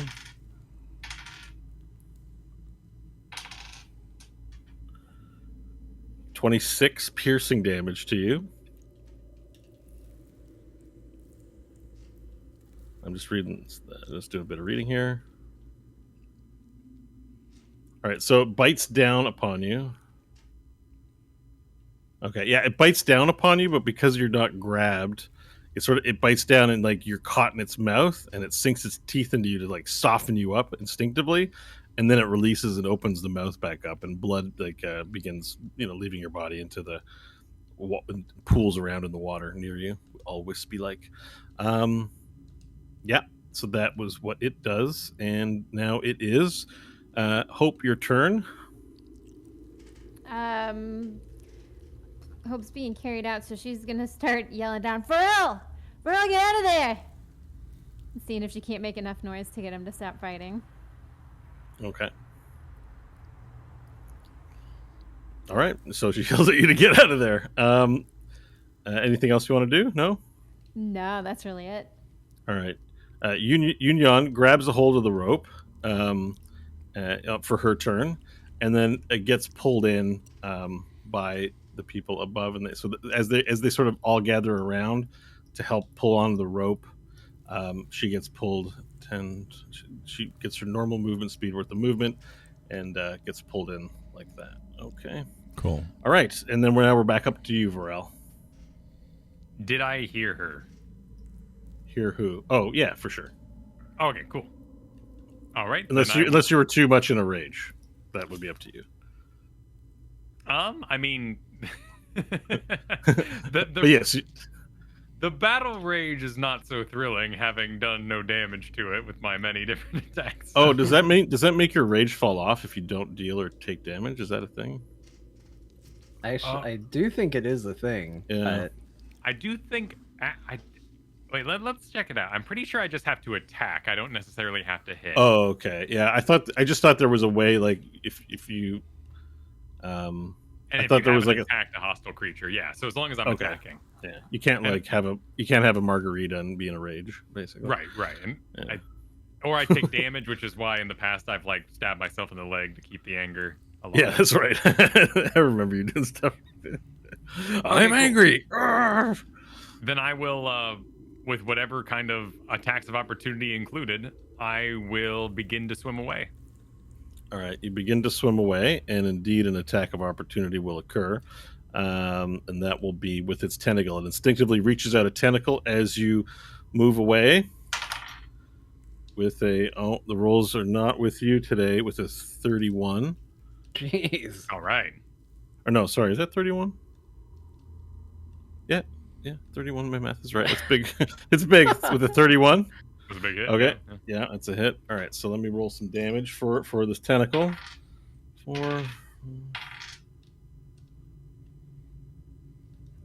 15 points of bludgeoning damage. Right. And you are now grappled. So as you go to try to move away, the tentacle squeezes onto you, whips your face, and then tightens around your body, and it hurts greatly. You are now restrained and grappled. You can't move anywhere.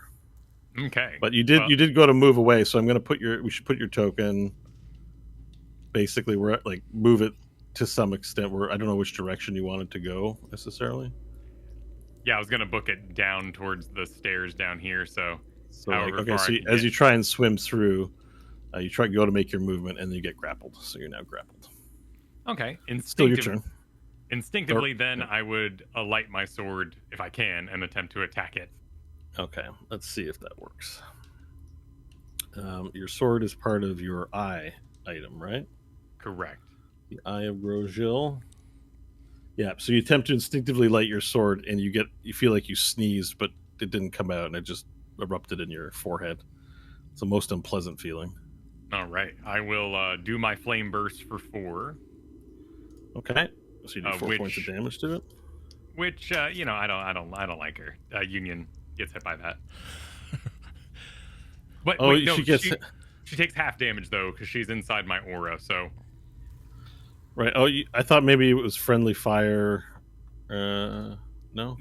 It's all creatures that get hit by my storm aura. It's just that when you're inside my storm aura as a friendly creature, you take half damage from the thing that I'm doing. So everyone has fire resist, but I can still hit you for 2. All right. So if she it flames out, she takes 2 points of damage, and she yells, "Watch it, Vorel!"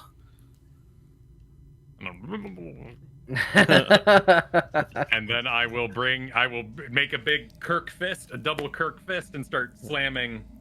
Start slamming on thing. the. Well, you haven't used your action yet, right? Exactly. So you can break grapple with your that's action. right. I could do that instead of pointlessly. Yeah, you have options. Yeah, you have options. It's not the end. You just can't move anymore. So in theory, if you break free, you can continue moving. You have movement remaining. I mean, you can still Kirk fist as your method of trying to break free. Yeah, let me see if there's a aggressive way to break a grapple.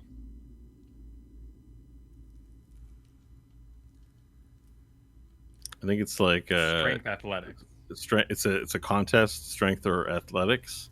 Perfect. For role playing sake, I was double checking if it had to be dexterity. I would do the pointless fist. No, you can do strength. Because you are also restrained in this condition. Your dexterity saving throws are halved, so you can still do skill checks just fine, I guess. Awesome. So I get advantage on athletics checks while raging. So we are good to rock. All right. Well, let's get a little contest going. How about that? Wait, no, these are advantage on strength checks. Does that include athletics checks? Athletics is strength for sure. It's a strength. Cool. It's a strength skill check. Unleash the Kirk Slam for a. And you know your target from Hope. Yeah. Okay. So 28. Perfect. You bring up your Kirk fist and you smash, and then it doesn't like what it's feeling. You're doing something and it lets you loose just enough that you're able to swim out. And then you swim free, and then splashing occurs all around as the tentacle. You know, you've disrupted this creature's folly again, and it's expresses its frustration with its tentacle. Does that give him the rest of his movement? Yes. Okay. It looks like I was 10, so I can do.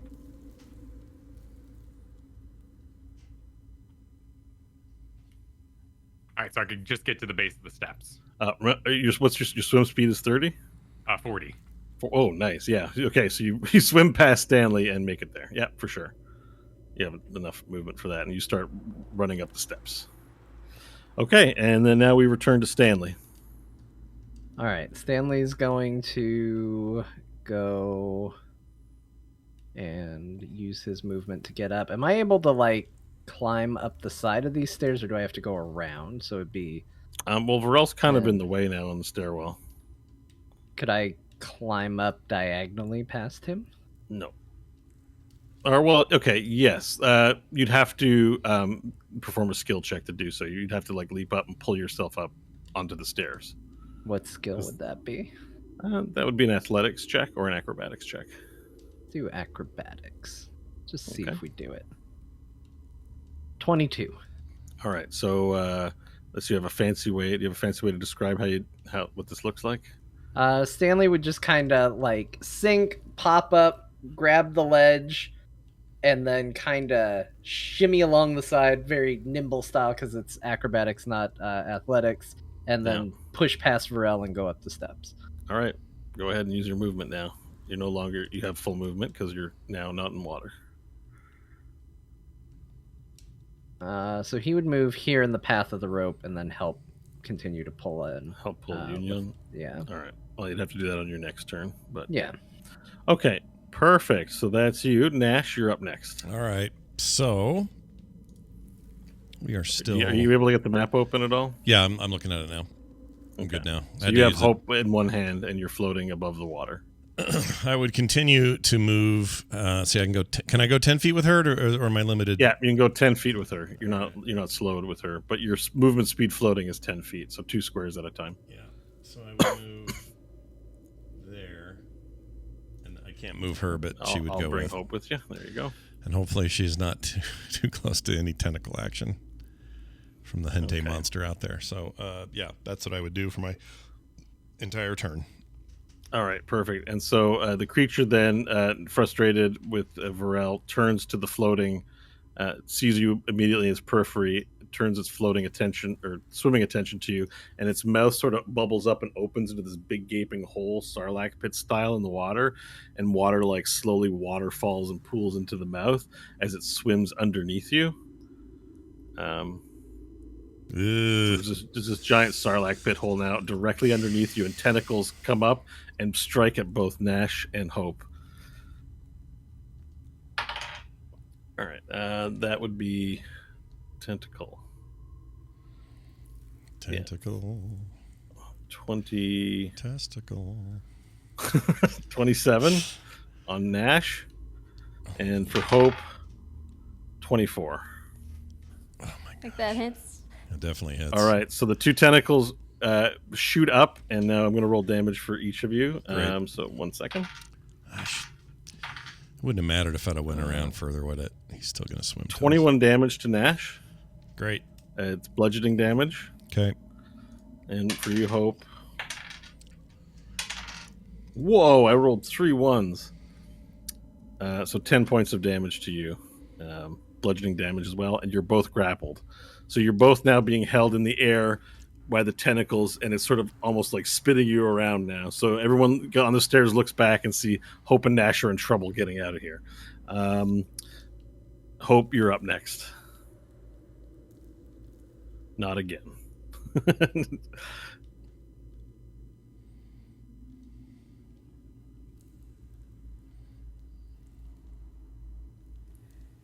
Cool. She'll use her action to try and break the grapple. Okay. Make your strength saving throw, please. 19. Again, just not quite enough. This thing's really strong. You know you can best it, but it's a tough opponent, and you're not able to squeeze out. All right, she'll do Indomitable again. Let me re-roll it. Oh, shit. Damn. The Indomitable Snowman. 24. The reroll's a 24. Okay, you break free. Now you're in the air this time and not in the water, and there's a giant gaping mouth upon you. So as you break free, what's the plan? Because you'll fall straight into its mouth. Oh, I thought I was still holding on to Nash. No, you both been grabbed by tentacles and torn apart. Sorry. Apart from each other, not apart. Yeah. She'll pull out her dagger and try and stop her way by digging it into flesh. Yeah, you don't have to fall if you grab onto the tent. You're still grabbed onto the tentacle, and you're subject to wherever it moves you to. But you could hold on to the tentacle or stab into the... Well... Okay, let's hold on to the tentacle then. Yeah, I would say, although I'm not sure if you observed what Varel was doing, but stabbing into this creature's might not go well. Yeah, she wouldn't have seen any of that. Yeah. So what she'll do is she'll hold on to the tentacle, and if it whips to where the platform is, she'll let go and see if that can't fling her. Okay, interesting. All right, so you break free from it, but hold on to the tentacle. And it hasn't moved yet, so this is all in the span of seconds. You're free, holding on to the tentacle. Yunyan then takes the rope with the aid of the people there and swims the rest of the way to the bottom of the stairs and yells at Varel, "Hurry, get out of the way! Move, Varel!" And actually, no, she doesn't say that. It's kind of bitchy. I don't think she'd do that. Actually, no, because you're in a survival mode. She's not that kind of character.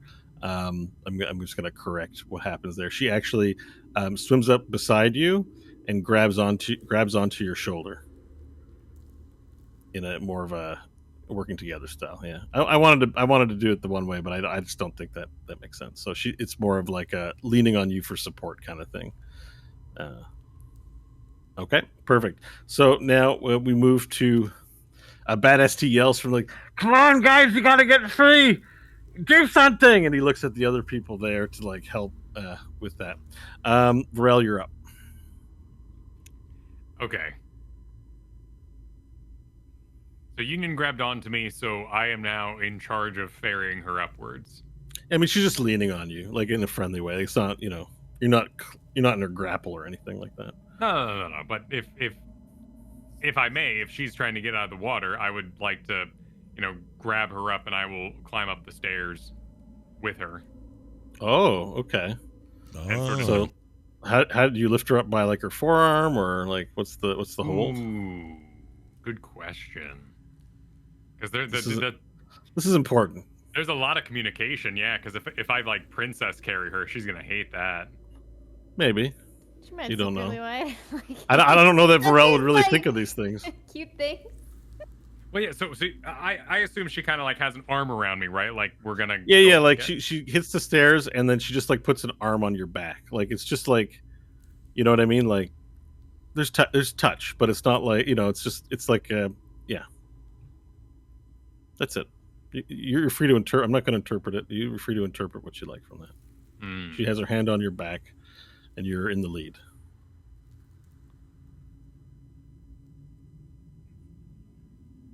And since you're on stairs, it's more like your lower back and not your upper back. Yeah. Well, if that's the case, then so how much room is right here? If I was behind Stanley and wanted to vault up the last bit of stairs. I mean, yeah, you get to a certain point where the stairs are just like a few feet up, and you could just pull yourself up, parkour style. Yeah.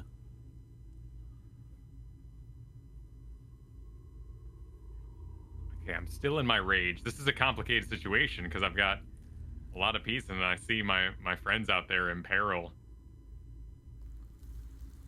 Well, I mean, you do see that they're pulling in the rope again to prepare another toss, but I don't know if rope's going to cut it for what's going on out there. Right. And Nash is currently grabbed, correct? That's right. That is correct. Hope is suspended. Yeah, and they're suspended over a wreath of teeth, Sarlacc pit style. And yeah, there was the magical sneeze, so it wasn't even that the sword was underwater, so I can't throw a shield. All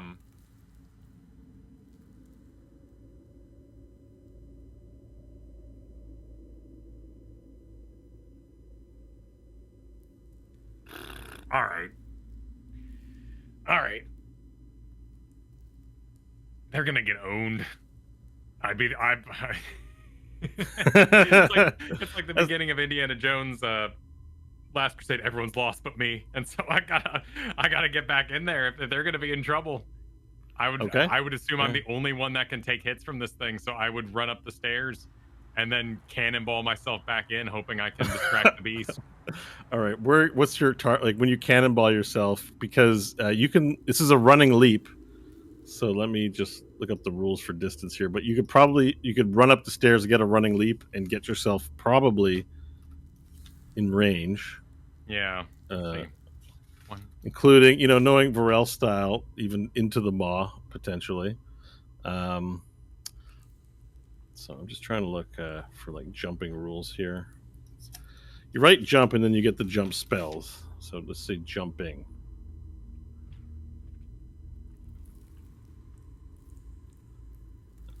I'm gonna have to just look that up real quick in the actual source. It's called a long jump. Cover a number of feet equal to your strength score if you move at least 10 feet immediately before the jump. Number of feet equal to your strength score? Okay. Correct. So your strength being 20. 20. That means you can get 4 squares. 1, 2, 3, 4. And so this guy's you can latch onto the back like that. You're there, but that's actually because it's just I don't have a base for this token. It's actually part of its size, so you could probably grab onto. You'll reach it just barely with 20 feet. All right, then I want to run up, and as I pass Stanley, I want to steal diplomacy like I've done before in the past. Oh, you're just gonna take it off his belt? Yeah. All right. unsheath it, and Stanley, do you let this happen? Like, because you could contest it if you wanted. Just, I'm assuming no. All right. Okay, so you run up the stairs, you take diplomacy off Stanley, and you jump in the air, both hands clasped with a downward thrust style. Yep. Okay, perfect. Make an attack roll, please. All right. Recklessly slamming that diplomacy. Make it good. Is diplomacy a plus on a magic item? Does it have a plus? I don't think so. I don't think Okay. it does. I think it's standard. So it's a 20, not natural. Okay, that's a hit. Roll your damage dice. All right. It's a rapier, correct? Yes, it's a 1d8. All right. Now, it's a finesse weapon, but I think that means either strength or dexterity, right? So you can still get your proficiency. 7 points of damage. Okay, so you jump up in the air, and you leap, and you bring the sword down with there's some part of your brain, some small part that you've shoved, compartmentalized, repressed in your rage. You don't want doubt, but there's one nugget, one neuron in your brain of, man, I attacked this thing and nothing happened. Will that happen again? And you with all your rage, you squish that neuron into place and try to like make sure it's repressed to the maximum, because as you bring the sword down, it parts its tough, leathery, minerally flesh and sinks in like a cracked egg, going shunk, and goes right into the thorax of the beast, and you hang off of it like you just hang off of it by the sword, and it goes in, and you hear the mouth go as it begins to make an eerie noise, bubbling the water. So relieved. If he didn't do damage, I'm worried he's just gonna drop it in the Oh, damn it was water. absolutely going to get dropped.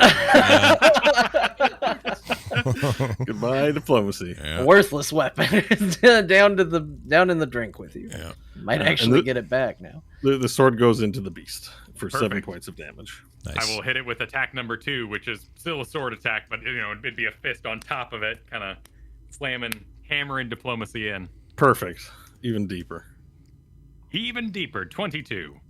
Versus Okay, it's a hit. 12 points of piercing damage. 12 points of piercing damage. All right, it's a hit. And it bubbles even further as you drive the sword deeper into it, and it shudders and shakes in pain. And you now know the weakness of this beast. Yes. It's weak to swords. Well, it's a magical sword. It's weak to Stanley's sword.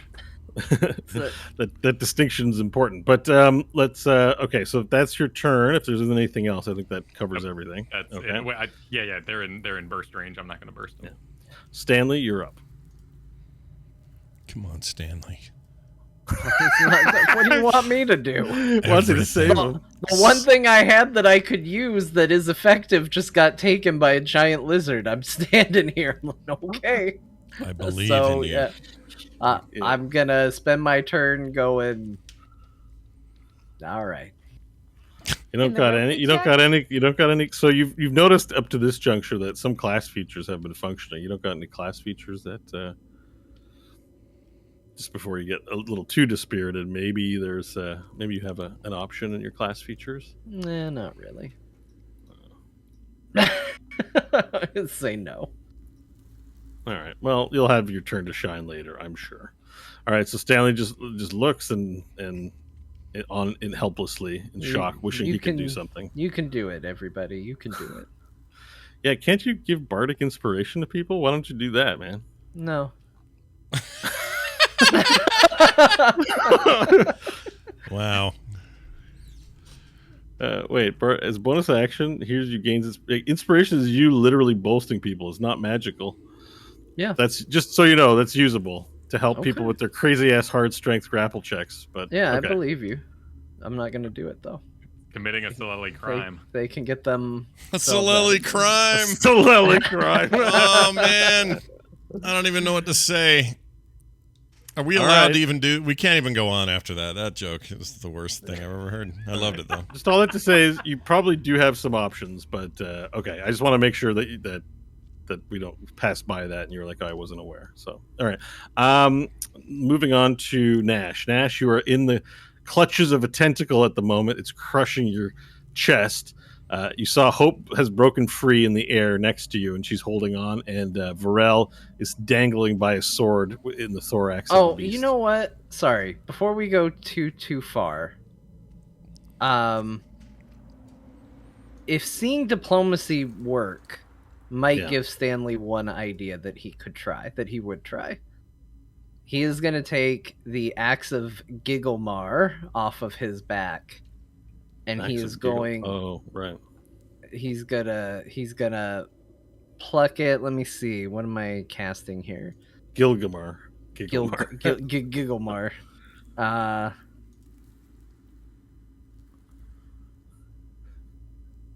We're gonna spend 6 charges.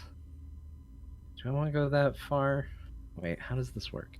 The strings can be plucked to cast Magic Missile for 1 charge. Additional charges can be spent to increase the spell level by the number of charges. So, Magic Missile... Okay, so 1 charge would be the first level version of the spell.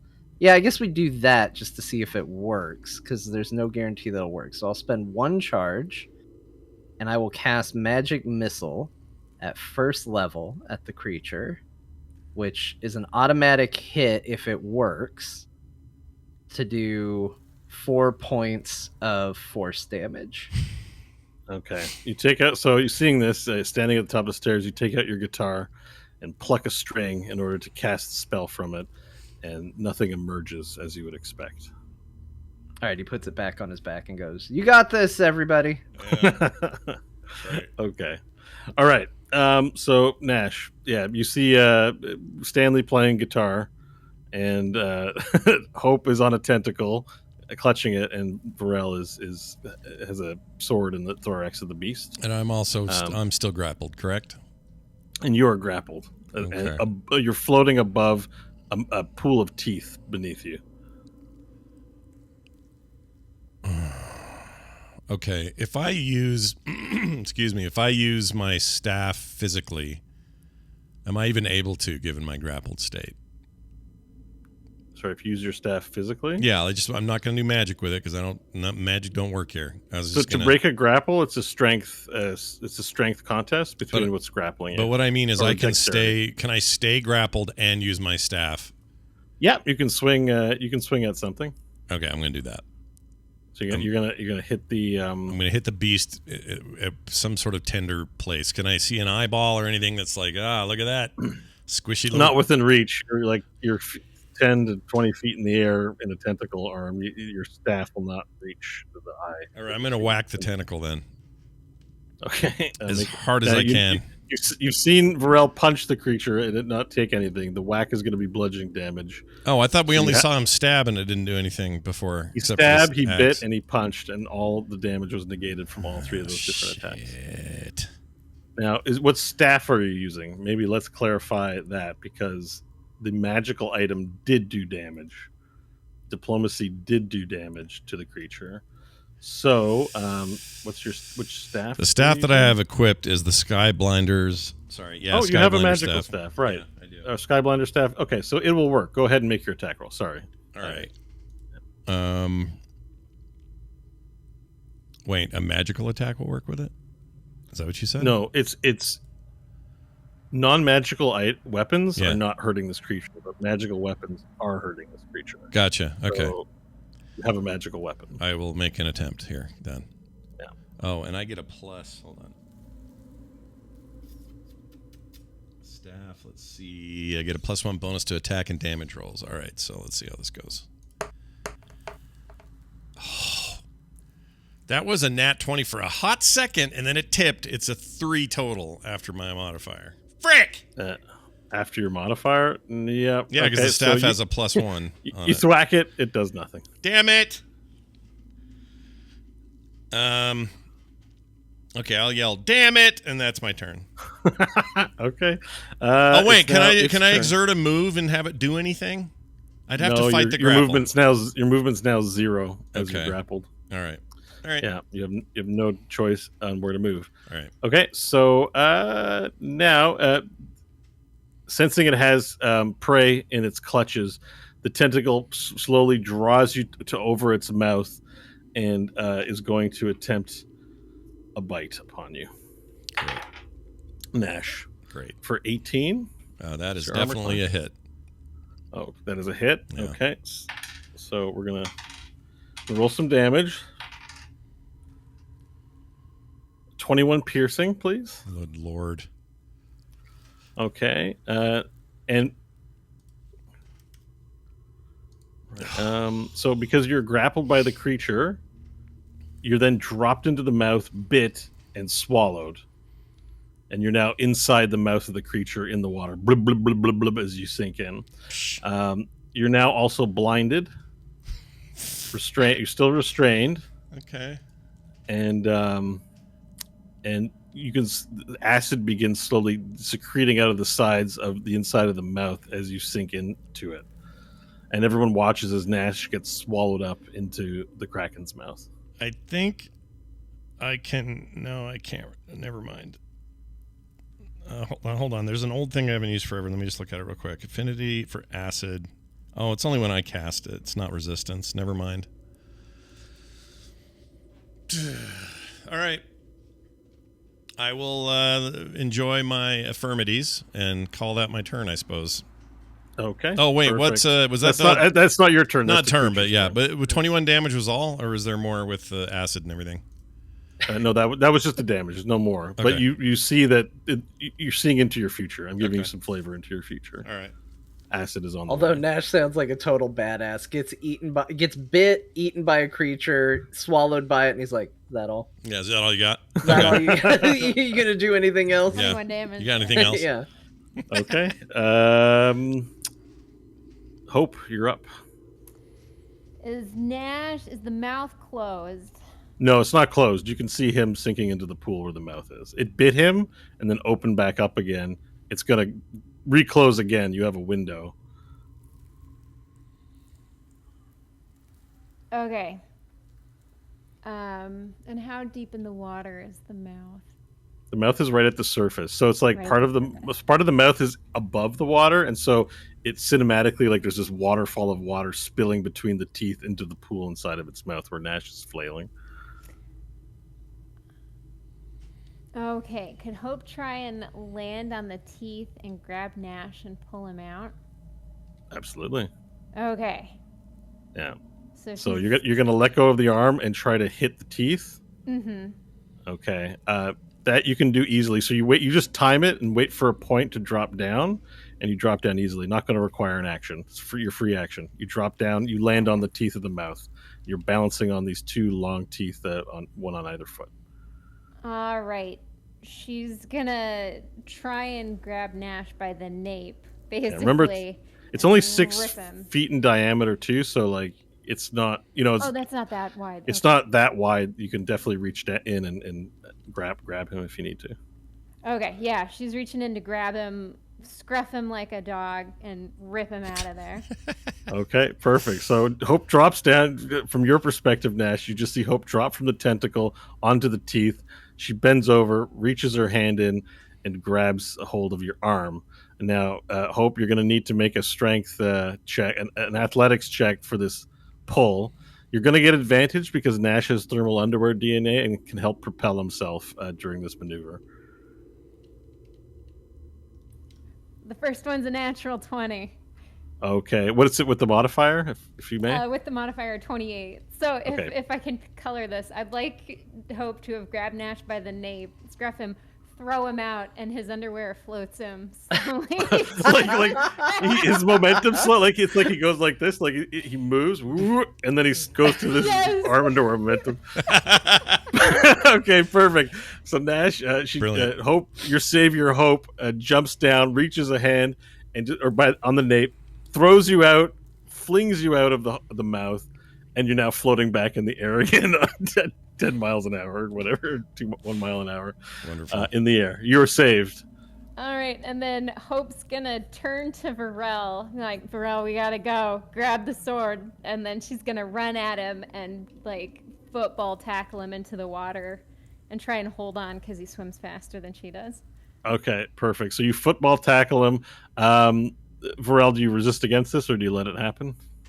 My goal was to save them, so yeah, I'd let it ride. All right. So Nash, you're now floating. I'll give you a bit of movement. You're now floating as fast as you possibly can, which is super slow. Yeah. but you're now floating as fast as you possibly can. Hope tackles Varel cinematically, and Varel, you grab hold of the sword and yank it out as you both splash into the water behind it. You're now clear of the beast by about 5 feet, everyone. Okay. Nice moves there, Hope. Union now runs up the stairs next to Stanley and says, Saleli, grab the rope. We must get them. And motions for you to like, it takes the rope from this halfling that's behind you and gives you part of the rope, and then she launches the rope out into the water, offering you to help hold on to it, and throws it at let me just draw this rope here. Be better throwing it at Nash. His slow ass is Right, gonna you gotta take forever. lasso. Oh, do you want you? I was gonna throw it at Varel's. Do you want me to throw it at? Good call. So she's Yeah, I about can to make throw it it that this direction. turn. Yeah, I'm she's good. about to throw it in that direction, and upon hearing your instructions, I can't draw. Yeah, lines Stanley would anymore. just look at her and go, Varel will be fine. Aim at that one. And aim at Nash going through right. the air very slowly. All right, so Nash, a rope hits your direction, and you easily catch it in your hand. And so Okay. now you're being pulled, and with the pull, you'll be able to float faster. Okay, good. So that brings us to Varel. Your turn. You've been tackled by Hope, and you're now both swimming in the water. No pressure. Is Kim Kyle here? Varel? Yeah, sorry, it's your turn, Varel. Oh, pardon me. Yeah, you're tackled in the water. And it's your turn. Okay. I can make it to the steps in 35, and then I will run. So Hope is on my back. I swim with my tail, shoo, all crocodile style. Okay. Do you? So Hope's tackled. Do you let her hold on to you? I'll let her hold stay so that you kind of. Yeah, Because Like her a speed's going to dolphin? be slow, so she rides you like a dolphin. exactly. Yeah. Okay. All right, you make your way to the stairs all safely. Stanley, your turn. Oh, well, that was just my swim speed. I can actually make it up the Oh. stairs further. Pardon me. You can dash. Yeah. Yeah, so I'll do the 2 movements. I'll get 15 up, and then if I'm able to climb, I'd love to get up here. Yeah, you can climb. We'll call. All right. Climb. All right. With Hope on your back, still dolphin style, you could probably carry her up. Eventually it becomes like Lex style, Jurassic Park, but yeah, it works out. Okay. So you bring Hope up. Now, so Stanley, your turn. I'm just helping reel in Nash. Very good. And so Nash, you can now cash in your dash to move 20 feet with the extra momentum. That'll give you 40 feet of clearance, and that'll get everyone up safe on the ledge. Okay. Unless there's anything else you'd rather do than just run away. No, hell no. Get me out. I'm done. All right. So you go puttering along the surface, and now combat is now over. The creature then sinks back into the water, and you're now upon this ledge where the pool is, and there's there's 4 figures with you, including Badass T. There's kind of a guy in a loincloth, and there's a guy looking like he's in noble clothing with a nice short haircut. There's a Viking-looking dude, and there's a halfling there, the bearded halfling. And the bearded halfling looks at everyone and is like, "Oh, I'm glad everyone made it safe. Great job, everyone."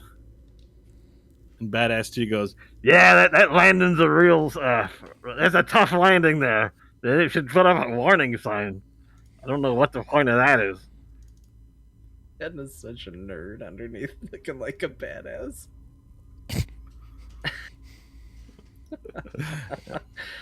And Union also gets up and looks to you, Stanley, and says, "Are you okay, Solili Prime?" Yeah, I'm fine. Be a lot better if my magic would work down here, but otherwise fine. Everybody else okay? Stanley's gonna move away from the ledge, just in case the creature decides to come check it out. It's a good idea. Nash, you all right? No. I feel like shit. That was bad. And I'll sit down for a second. Not that it'll help me, but... Well, that sure was a close one. I'm really glad everyone made it out safe. Roy is he's real active today. He hasn't been active in a while. Roy. You were almost his dinner. Its name was Roy.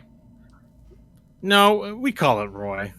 For really over Ornery? Yoder. What's the Y word? I need a what Y is this word. Yoder? No, it's not an acronym, Mr. Lizard Folk. We just, well, there isn't much to do. We while away the days here, and we get to making stories and giving things names. Ah, you You are guys mad are with boredom. You guys are fresh faces. You'll soon to find that out. Please, come to our camp. Oh, and introductions to everyone. We're in no This he- rush. Yes, this fellow here, he's the Torbeer. And that one there is another human. His name is Morton. And this is Daniel. Anyway, this is nice to make everyone's acquaintance. You can meet, hang on, I gotta look up the name. Stop lagging, roll 20. You can meet Grandma Tilly and Rugreach soon. Come. We'll be serving dinner shortly.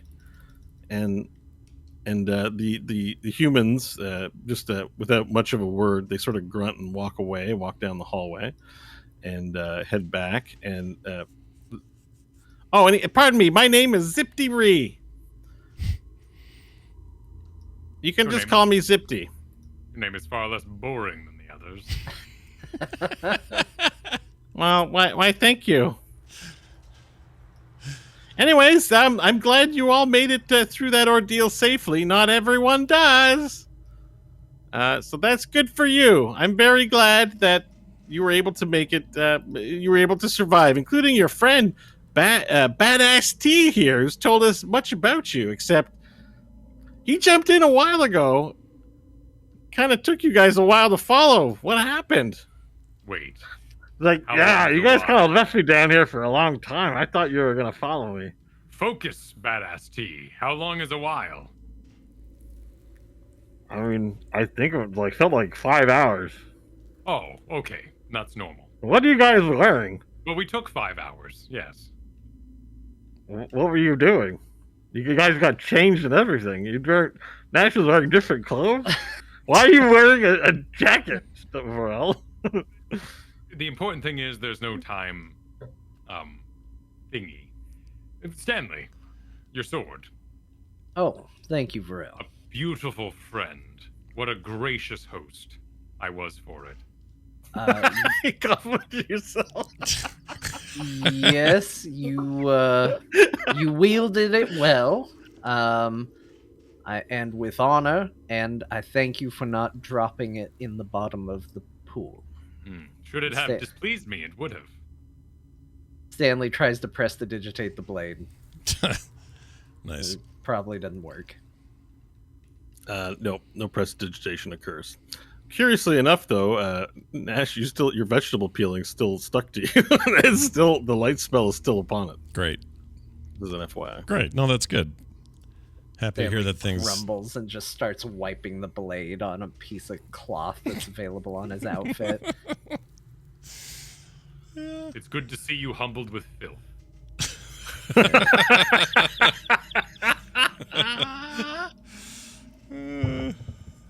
And pain. Badass says, "Good one, Varel." Oh my gosh. Nah. Don't give Tedna any love. Freaking Tedna. I don't care what he calls himself now.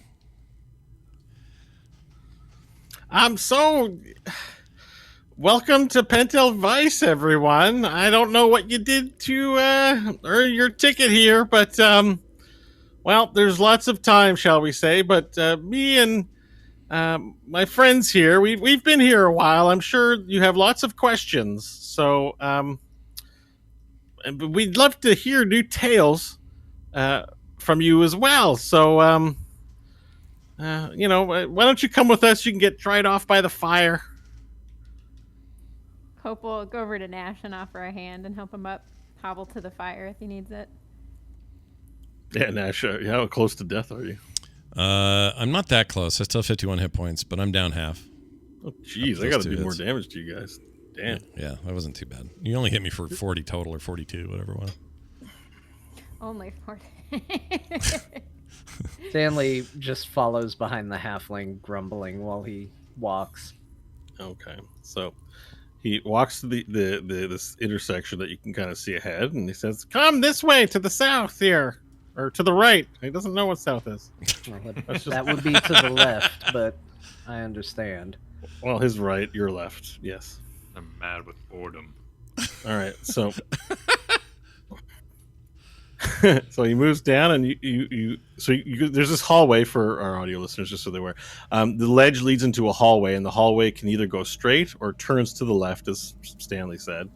And it leads to a large room with an exit that looks caved in by rocks on one side. And in this room, it's bare. There's bricks everywhere, aged stone tile. There are 4 sleeping, very old, full of holes, sleeping blankets, essentially. One small one for Zipty.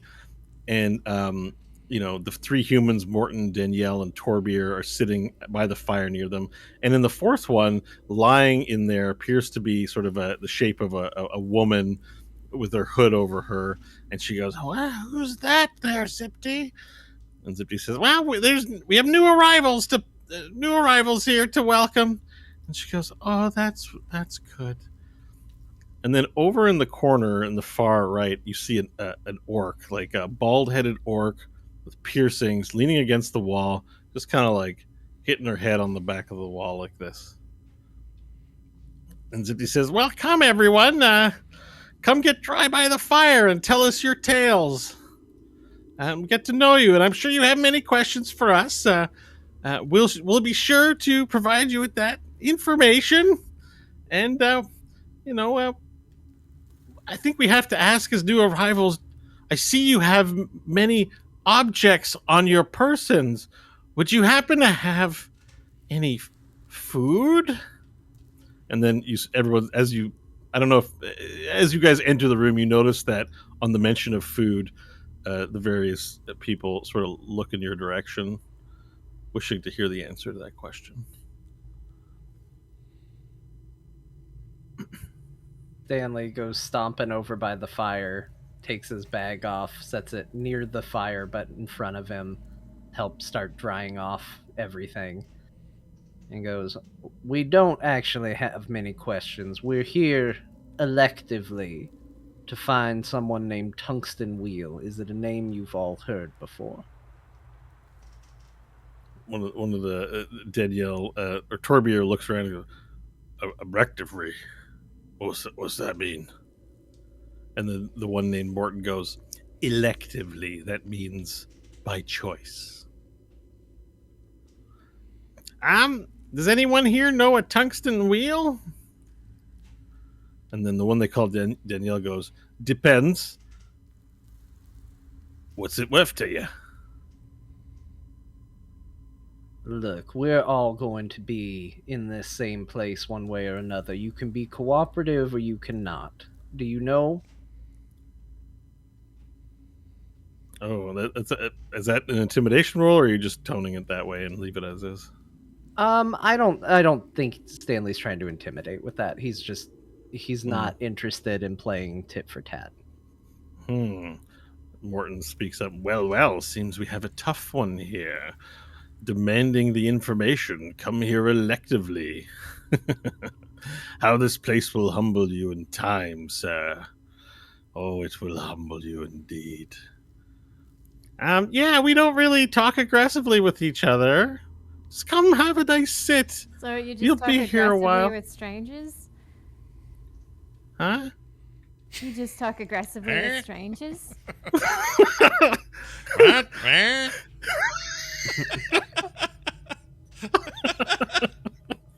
What's that you The best say? part is I just did that instinctively, not really That was great. Anyway.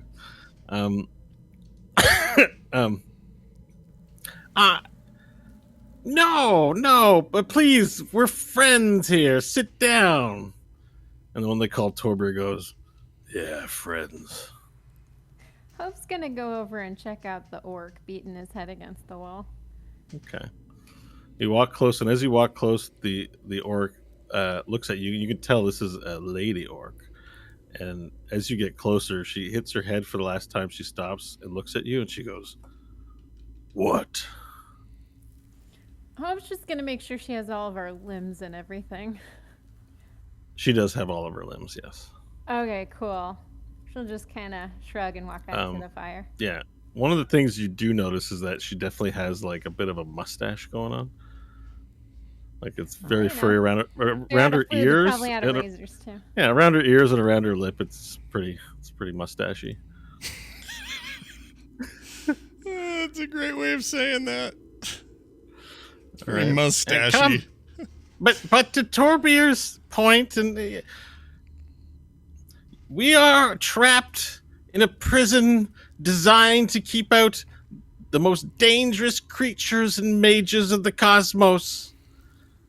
If any among you are casters of spells, you will no longer be able to avail yourselves of these things. There's plenty to learn about your time here. But we have not had real food in a long time, and I smell meat. And then Torbier goes, "Yeah, I smell meats too. Share the meats." What do you all eat? Smell meats. Morton looks and says, "Well, time progresses differently here. I knew it. Not so much time, but the passage of time for the denizens within. We do not age within the walls of Pentelweiss, and we do not need to eat. But that does not mean we miss the pleasures of nourishment. Oh, it's so succulent. I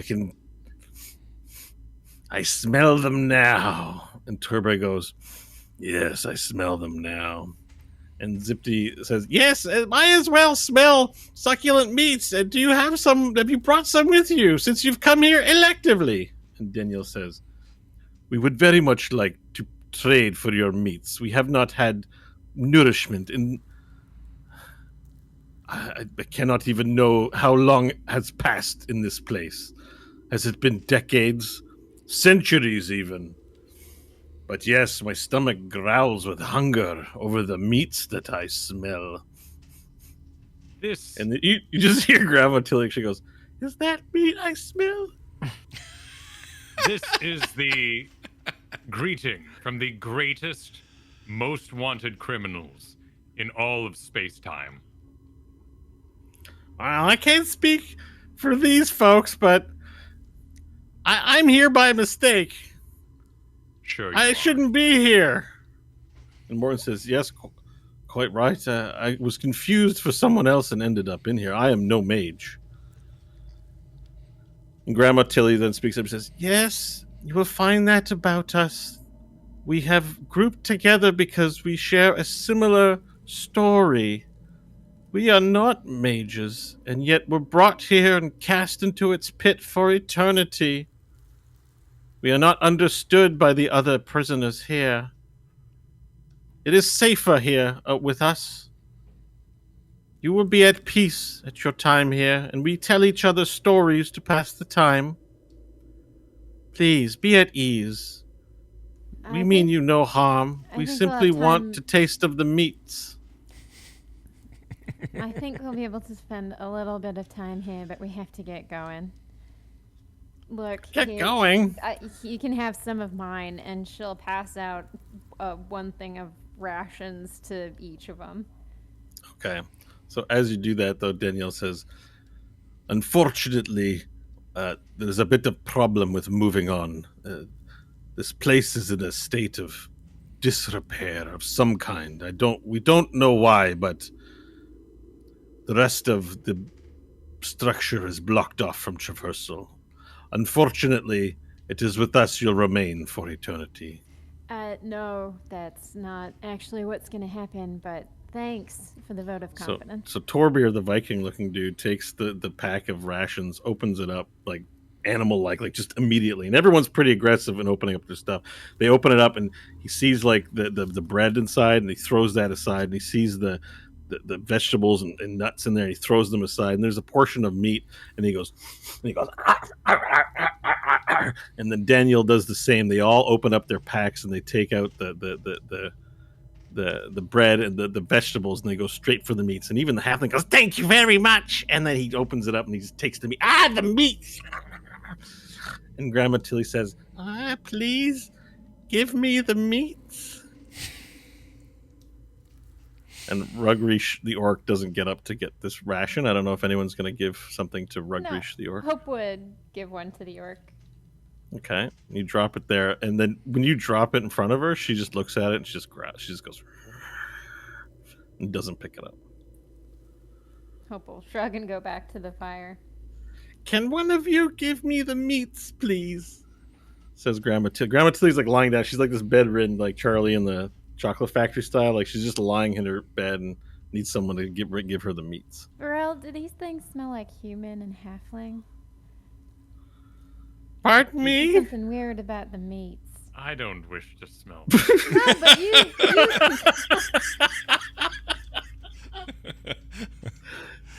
Oh my lord! Is everyone in the room? I see Varel's token high up. I just want to make sure. Oh, Is Hope that- would have Yeah. helped Nash to the fire. Yeah, okay. All right, so I'm just going to make sure to get everyone in here. All right, everyone get in here. Yeah. Now, if Roll20 will let me, I'm going to have to break this map into smaller maps. I Yeah, think. this map lag is is like choking.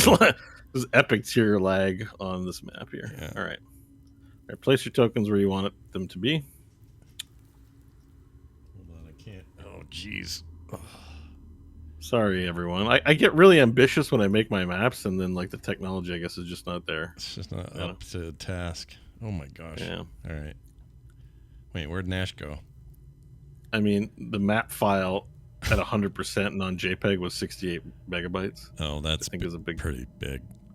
Yeah, I managed to reduce quality down to under 10, but I guess it's still like. Can you put Nash in there? I can't grab him. Yeah, I moved now. Oh, there he okay. is. Okay, Yeah. he's there now. It didn't show up at first. Okay, I got him. Yeah. Okay. Can someone feed the meats to me, please? Says Grandma Tilly. You all seem very focused on the meat. You say you want sustenance, yet you're casting aside plenty of other food that's perfectly viable.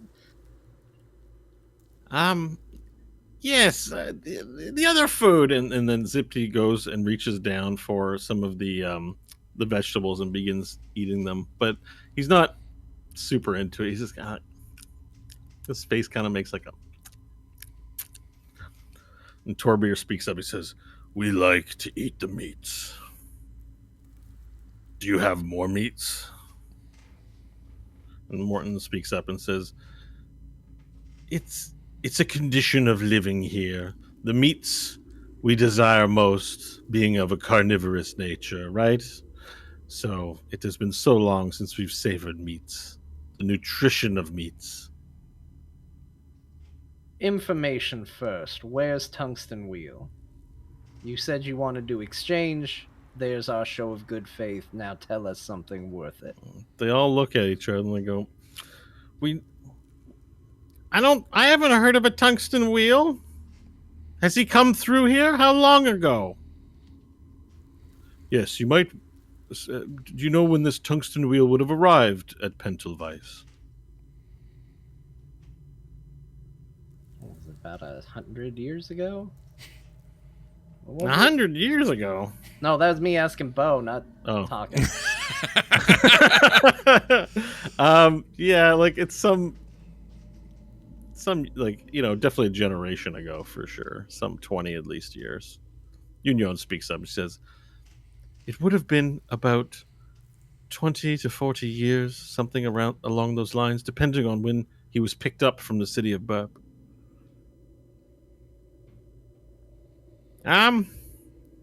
It's possible, but we don't get many visitors these days. Used to be, there was always new denizens of Pentelweiss, and oh, did the inmates ever go after it. Rugreesh is the oldest among us. She could probably tell you from those days. But we haven't seen a new soul in many, many years. Truth be told, we've only settled here within the last 10 or so. So we haven't been in this part of the prison for very long. Torbier speaks up and he says, maybe we did see him. And then Morton speaks, the more refined, haircut-looking guy. He goes, Perhaps I know where he is. Perhaps I will take you to him for more meats. Stanley draws diplomacy. Oh. We tried to come offering gifts. The next offer is not going to be so kind. I already don't trust a single one of you. I already think something's suspicious, and I'm ready to put my theory to the test. Rugrish growls. You hear, you hear a lot of growling in the back, and Grandma Tilly speaks up and says, can you come closer and say that to me? I can't hear what he said. No, we don't get close to you. What's that? I can't hear you. Can you please come closer? So What I may bad hear hearing you. You have, Granny. Oh. So That was fun to watch Bo figure. He's like, huh?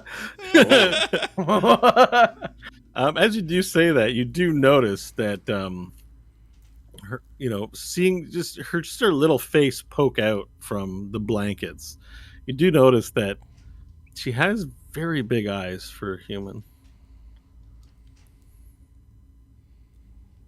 Okay, so here's how it's gonna go down. You all either tell us what we want to know and we leave you here so you can do whatever it is you do, or we're going to just kill you all and find our way out. What did she say? You say that one more time. Oh, jeez. So Zipty goes, Sounds she intimidating. said they're going to kill us, Grandma Tilly. And then Torber goes, he stops chewing and puts his meat down. He goes, is that right? Burrell, are you ready? And then behind you, you hear the sound of a gate dropping. And there's a little click as the gate drops behind you and locks you in. And you look over at Rugrish, and Rugrish has her hand on this lever that was sort of behind her, sitting down, and she begins convulsing. And then Danielle gets up and his hands go. And Torbier, they all start convulsing, and Grandma Tilly goes, ah! And they all start yelling and making things and transform before your eyes. One of them transforms into a giant man boar, and the next one transforms into Zipty transforms into a little standing rat, and Grandma Tilly transforms into a giant bear, and Torbier transforms into a tiger, standing man tiger, and Rugrish transforms into a giant elephant. Close enough. And as you're now under attack by a were family of creatures, how does this resolve? We'll find out next week on There'll Be. Nice. Well, I can't imagine a more weird place to stop than there. Pretty weird, but good. Good in every way. Well, there you have it, everybody. We hope you enjoyed today's episode. If you like what you hear here, you can support us over at therewillbedungeons.com. We'd love that because, it costs money to run this show, and we'd like a little bit of it. So, if you're just feeling generous, head over there, throw us a buck our way. Therewillbedungeons.com. I think that's everything else. Yeah, that's it. Thank you all for joining us. We'll be back next week with more of this adventure. Until then, if you're within the sound of our voices, take care, and we'll see you then.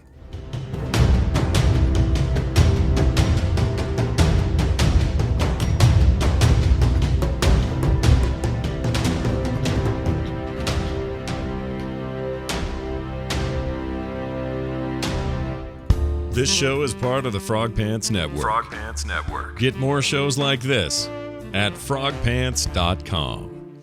I agree with the chat. Nash needs jet pants.